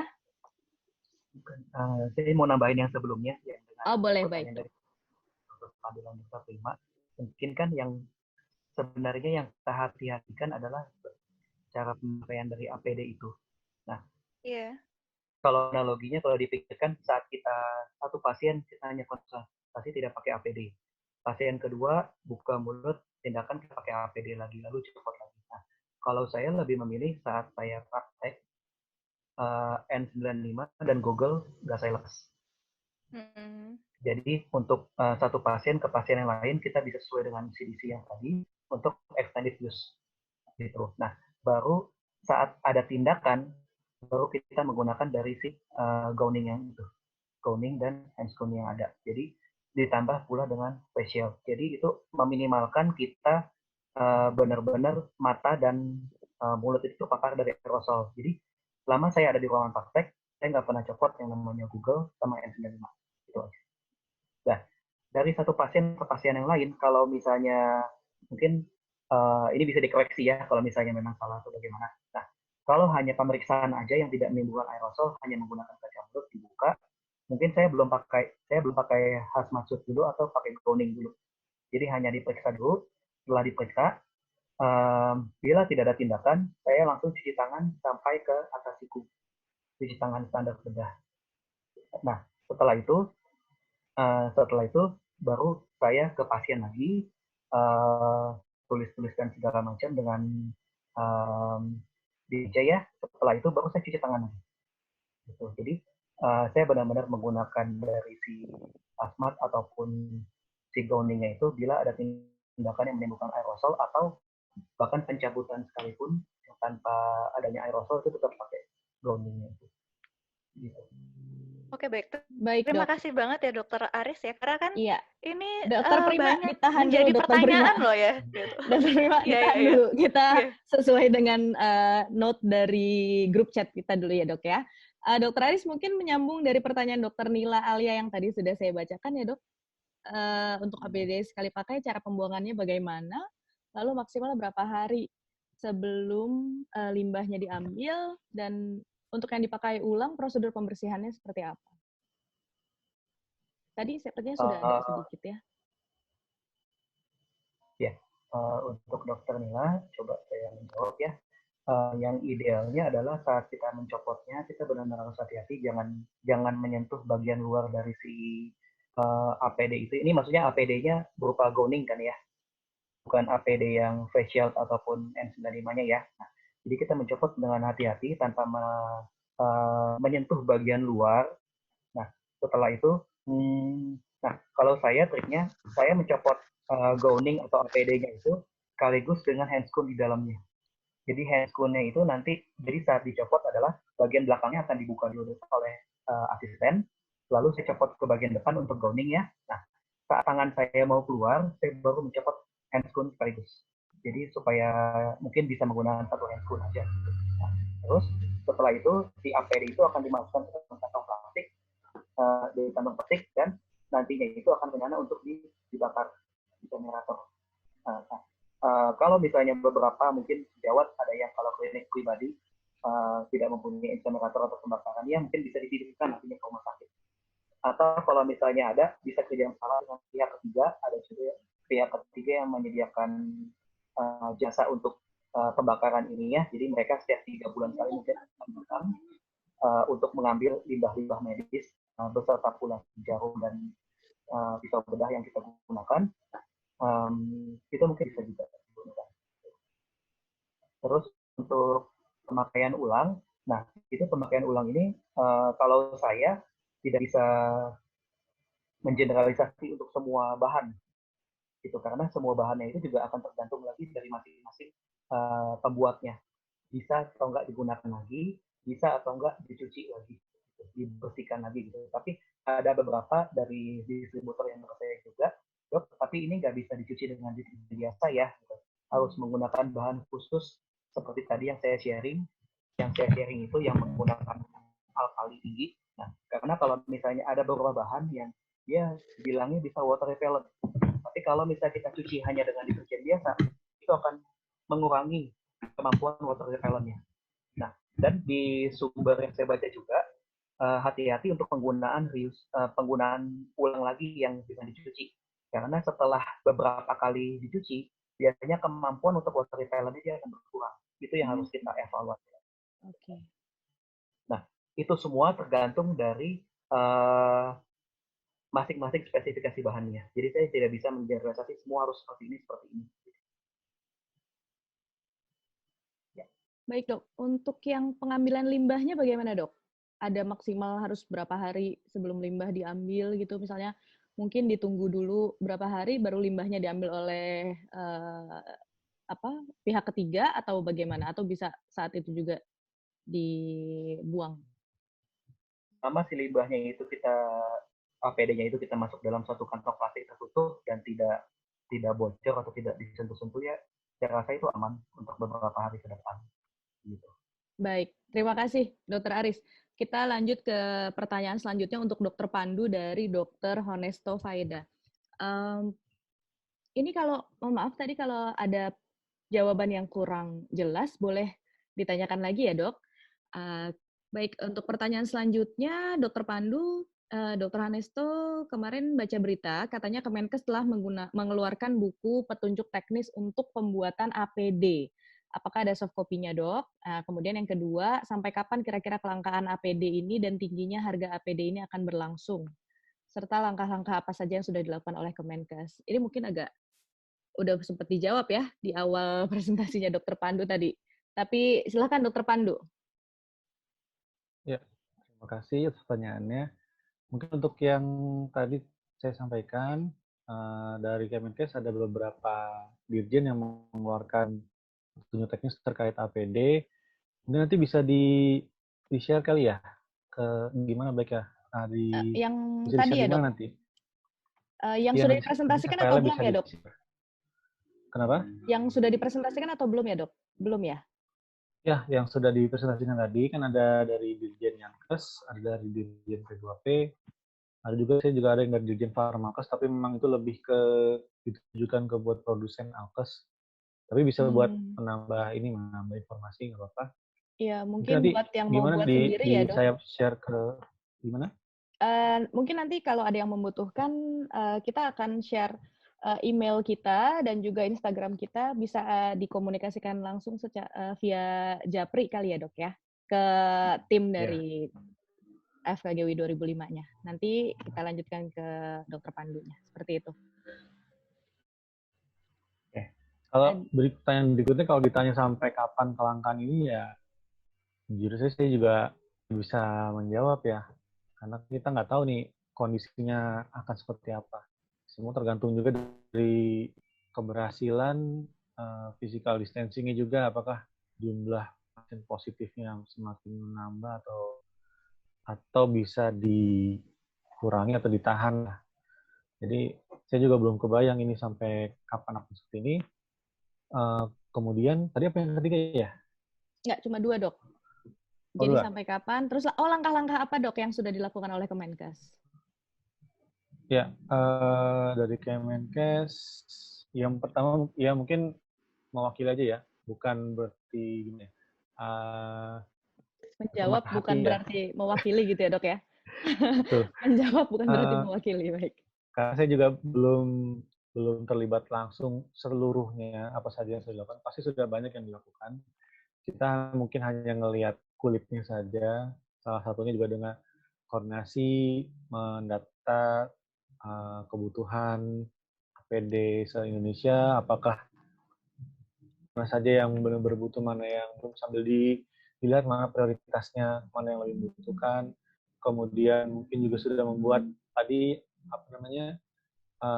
juknis terkait APD, dan terutama mungkin untuk menanggulangi kelangkaan yang tempo hari kita lihat di TV digalakan bahwa masker untuk masyarakat umum tidak perlu menggunakan masker medis.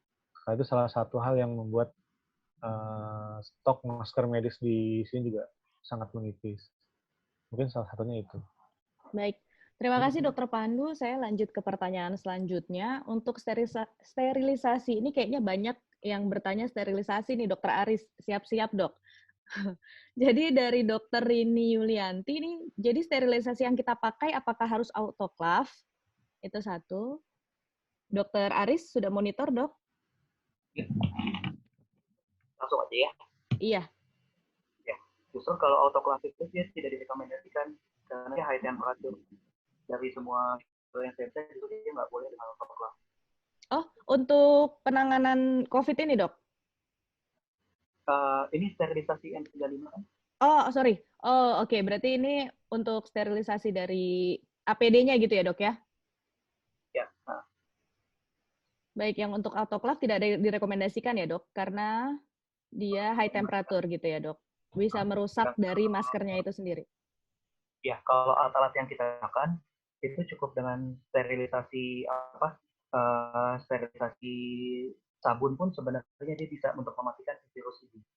Cuman beberapa sumber memang yang kalau paling efektif itu menggunakan klorin 0,1%. Klorin 0,1% ya. Alat ya. Untuk alat ya, Dok ya, itu ya. Ini yang selanjutnya nih dari Dokter Semi nih, Dok. Untuk moist heat, untuk desinfeksi N95 itu bagaimana cara penggunaannya, Dok? Apa ada contoh atau gambar mungkin, Dok?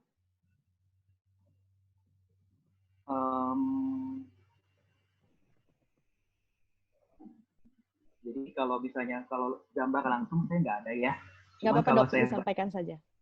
Ya, kalau baca dari literatur itu jadi di N95 ini kita masukkan ke dalam self pouch gitu.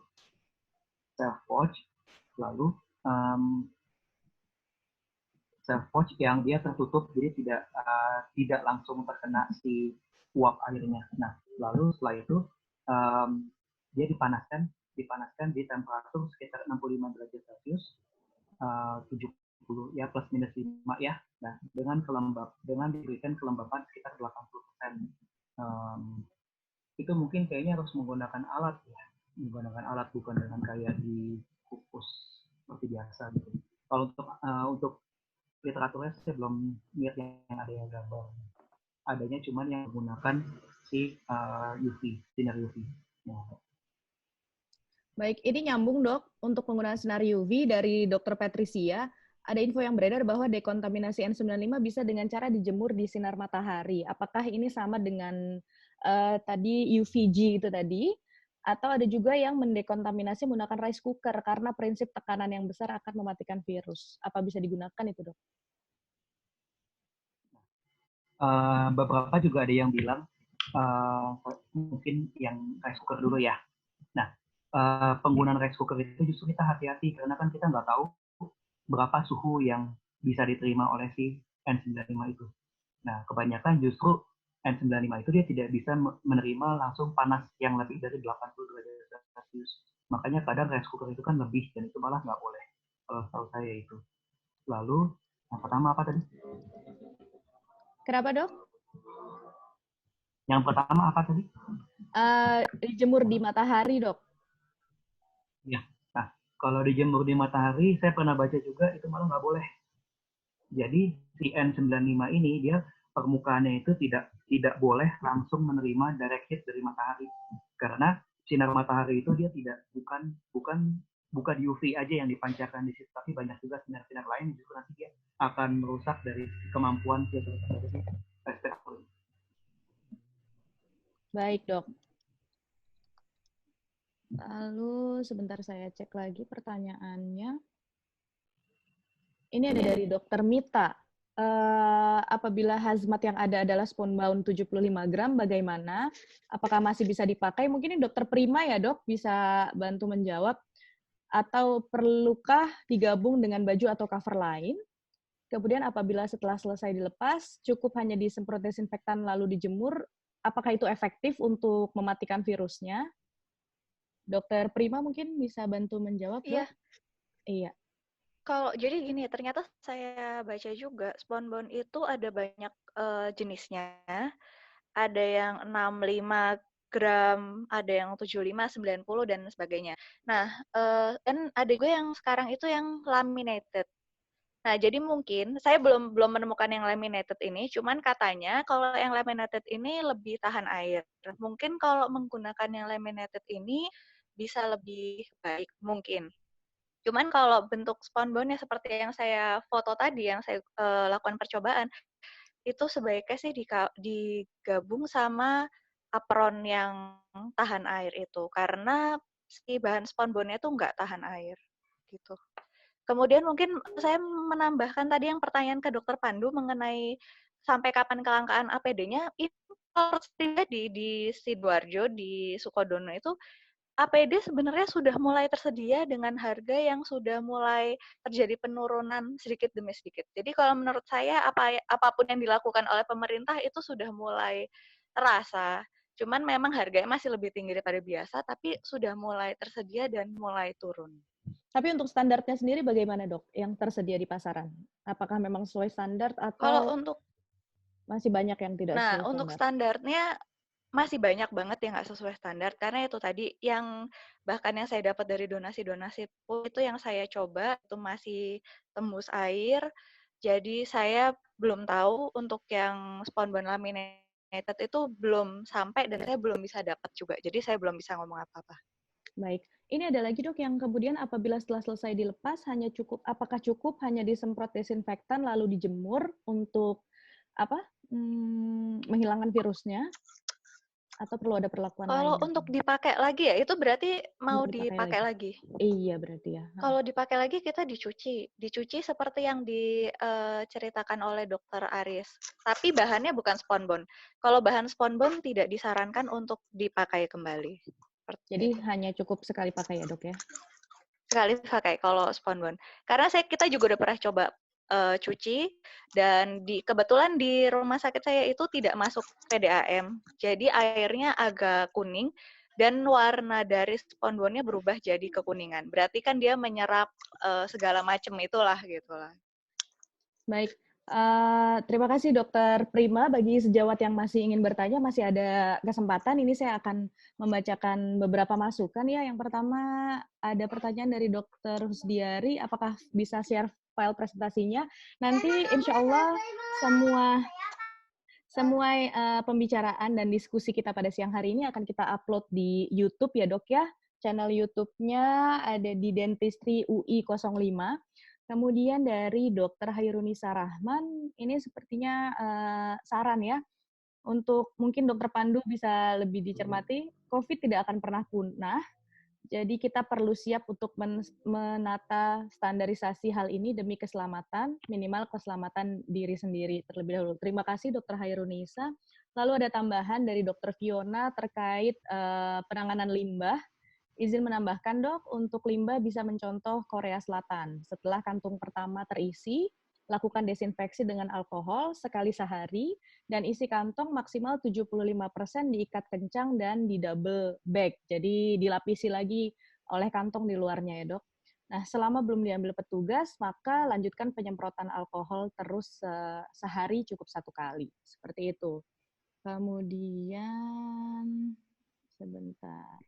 Ini ada pertanyaan mengenai Google yang paling efektif digunakan saat kita menangani pasien dengan tindakan aerosol. Mungkin standar Google yang seperti apa gitu ya, dok ya, yang ditanyakan. Bisa dijawab oleh Dokter Pandu dan mungkin Dokter Aris juga. Silakan, mau Dokter Pandu atau Dokter Aris dulu?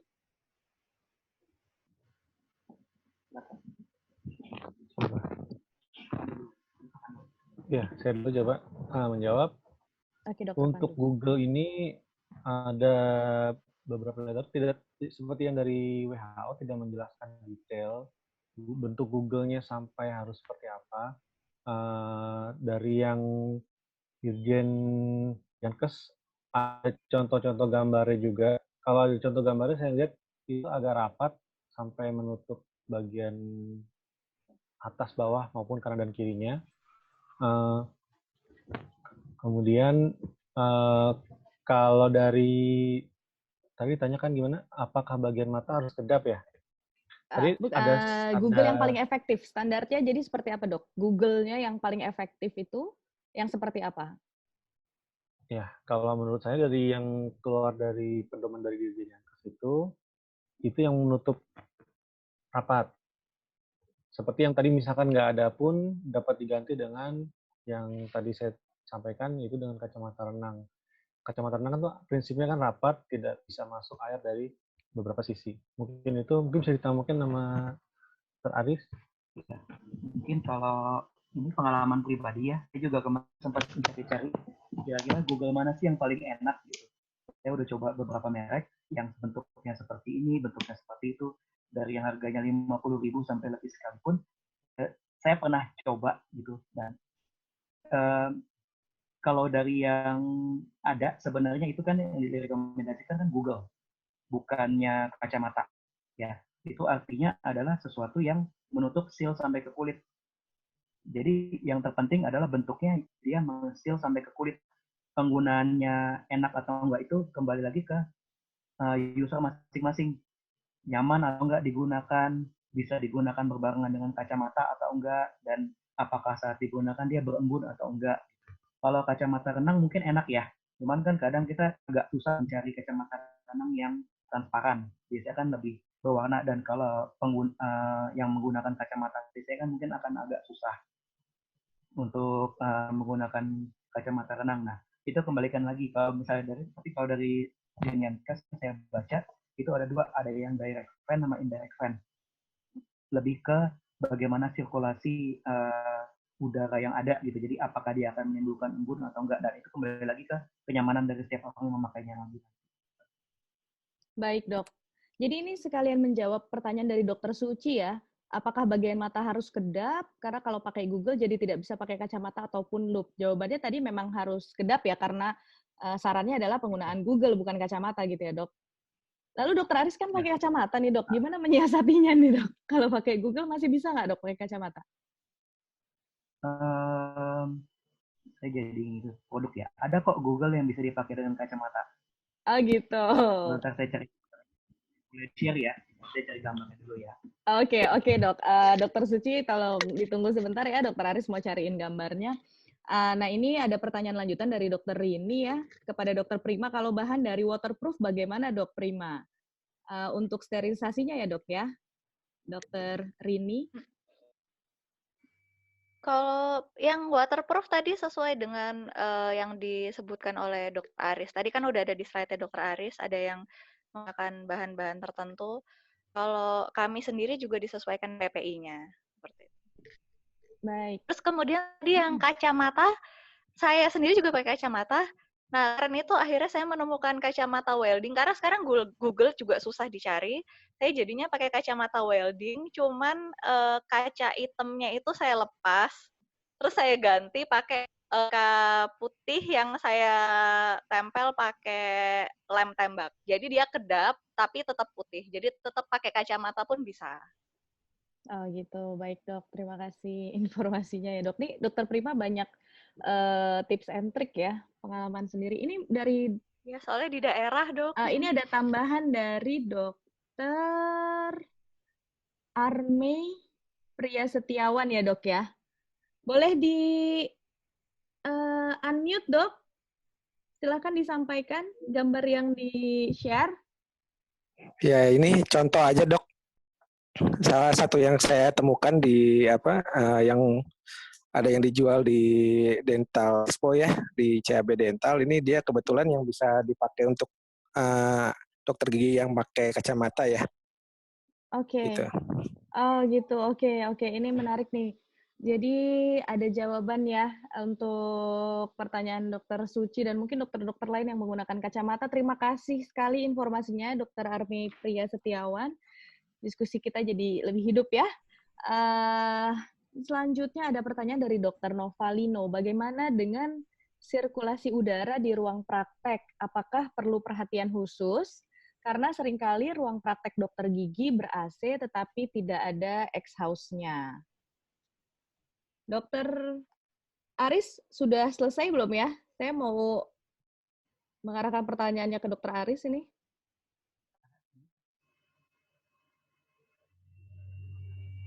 Oke.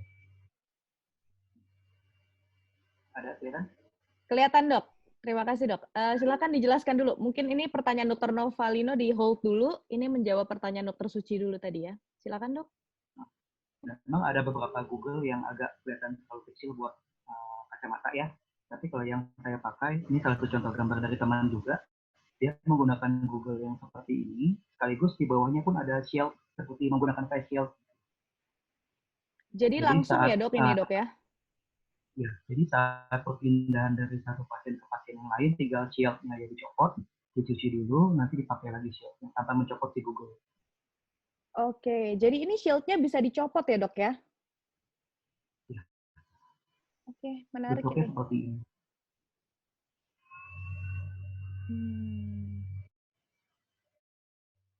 Oke, ini mungkin bisa menjawab pertanyaan ya. Tapi untuk penggunaan loop kurang tahu nih ya Dokter Suci. Dan Dokter Suci nanya lagi belinya di mana dok? Oh. Sama seperti Dokter Prima, Tokopedia ada. kayaknya buat next session bisa ya kita minta sponsor ke Tokopedia ya. Oke nih kembali ke pertanyaan Dokter Novalino nih Dokter Aris, bagaimana dengan sirkulasi udara di ruang praktek?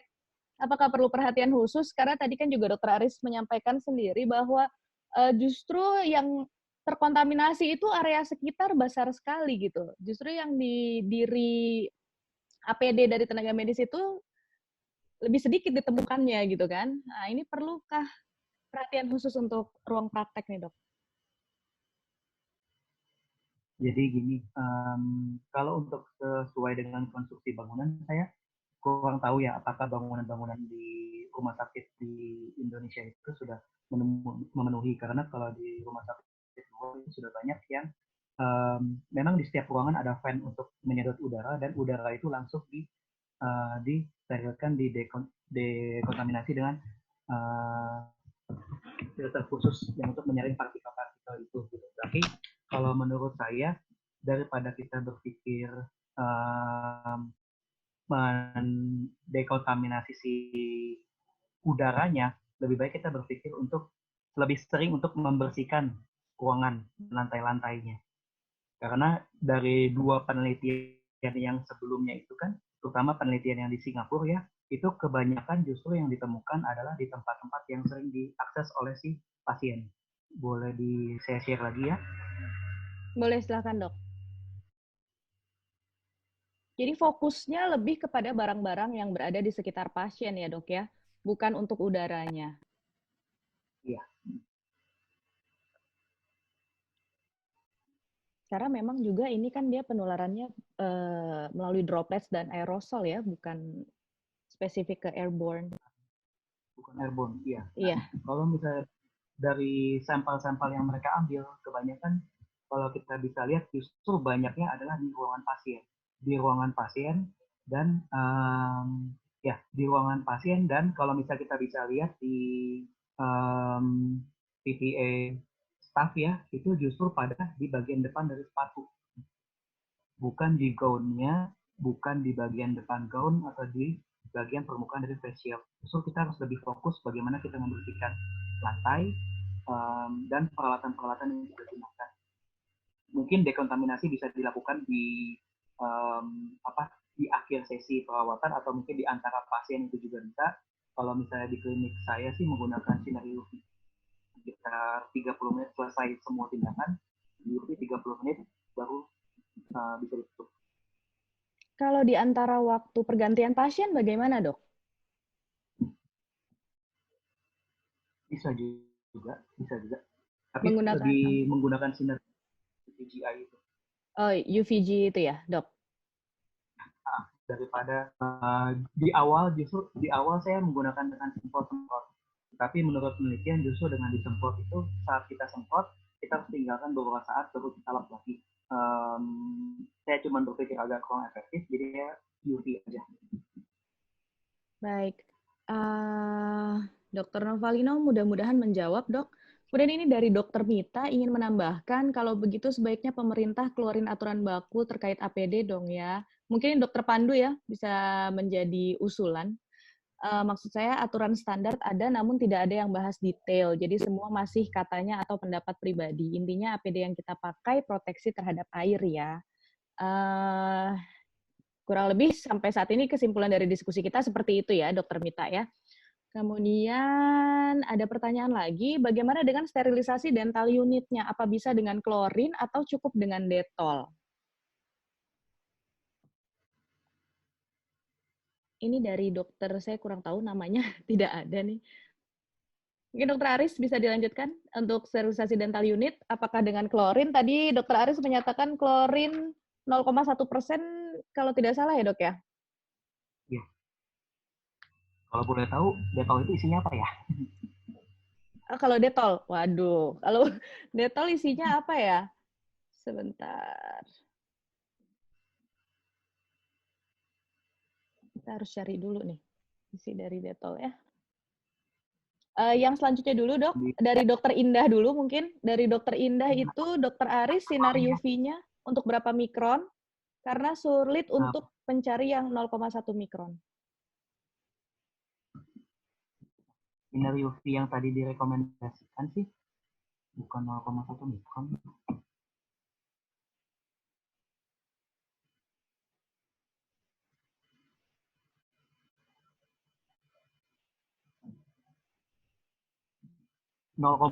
sampai 1,8 cm persegi untuk sinar UV-nya. Halo? Iya, 0,5 sampai 1,8 ya dok ya? Ya, 0,5 sampai 1,8 joule per cm persegi. Nah, ya salah satu kesulitan memang yang kita mencari yang ukurannya seperti itu ya. Tetapi kadang kalau misalnya memang untuk mencari yang terkecil itu kan sebenarnya ukuran efektif. Nah, kita kalau misalnya tidak mendapat ukuran yang efektif, ini peneliti itu juga dia menyampaikan kalau ukuran yang aman itu sebenarnya dosis di bawah 120 sampai 950 joule itu baru merusak kemampuan material dari si FSR ini gitu. Jadi sebenarnya selama kita masih menggunakan di bawah 120 Joule per cm persegi, saya rasa itu masih aman. Oke, baik. Terima kasih, Dok. Kita lanjut ke yang pertanyaan sebelumnya. Untuk sterilisasi dental unit, apakah dengan klorin atau cukup dengan detol? Ini saya sudah mendapatkan untuk detol antiseptik cair, itu dia komposisinya adalah kloroksilenol, 4,8%, Dok. Nah, saya belum pernah menemukan yang isinya kloroksil itu ya, apakah efektif atau enggak. Tetapi dari jurnal yang saya baca, justru yang efektif itu adalah ini. Ya, 62-71% etanol, 0,5% hidrogen peroksida, atau 0,1 sodium hipoklorit. Klorin. Dan itu selama 1 menit. Ya, lalu di sini juga dibilang endokalium klorida 0,5 sampai 0,2 dan chlorhexidine gluconat itu dia kurang efektif. Oke. Ya, kalau saya di rumah ataupun di klinik selalu menggunakan entah itu klorin ya yang paling gampang kita cari atau hidrogen peroksida. Baik. Saya rasa cukup menjawab ya, Dok ya. Ini ada pertanyaan yang menarik tapi saya akan batasi ini menjadi pertanyaan terakhir. Kalau sedang preparasi, hexhausnya menyala, apakah akan meningkatkan penyebaran? Gimana, Dok? Saya boleh bantu jawab? Boleh dong. Silakan, Dokter Prima. Oke, kalau untuk exhaust, jadi sebenarnya itu prinsipnya kan seperti ruang isolasi. Jadi ruang isolasi di rumah sakit pun ada yang tipenya manual, itu dengan menggunakan exhaust fan keluar. Nah, tapi kalau untuk syaratnya semakin besar ruangannya, maka exhaust fan-nya harus semakin banyak. Boleh pakai AC, boleh, asalkan ada exhaust fan-nya itu keluar. Tapi yang harus diperhatikan adalah exhaust fan-nya itu luarnya itu ke udara bebas. Jadi kalau misalnya ternyata ruangan Bapak Ibu itu tidak ada udara bebasnya, nah kita bisa buat cerobong. Jadi kita buat exhaust, terus dibuat cerobong, cerobongnya sampai ke atap atau ke apa namanya? Plafon ya, ke plafon. Keluar ya, Nah, Dok, ya, baru nanti di intinya. sana, ya pokoknya keluar, nanti disedot di luarnya kita kasih exhaust lagi untuk keluar seperti itu.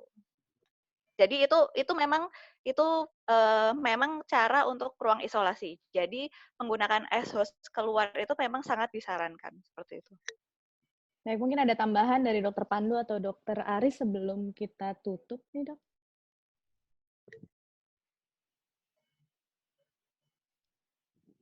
Atau ini ada? Dari saya cukup sih.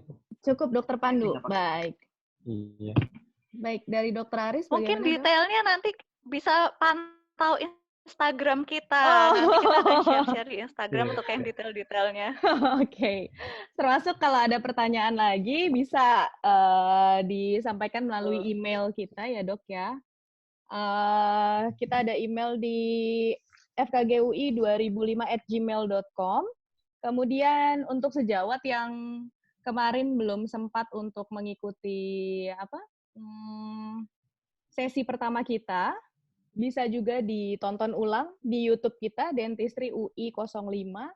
Juga bisa juga di IGTV kita ada di @dentistry_UI 05. Sebelum saya tutup, ada tambahan Dokter Aris?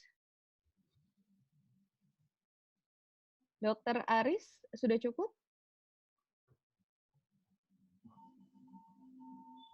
Cukup kayaknya. Baik, terima kasih.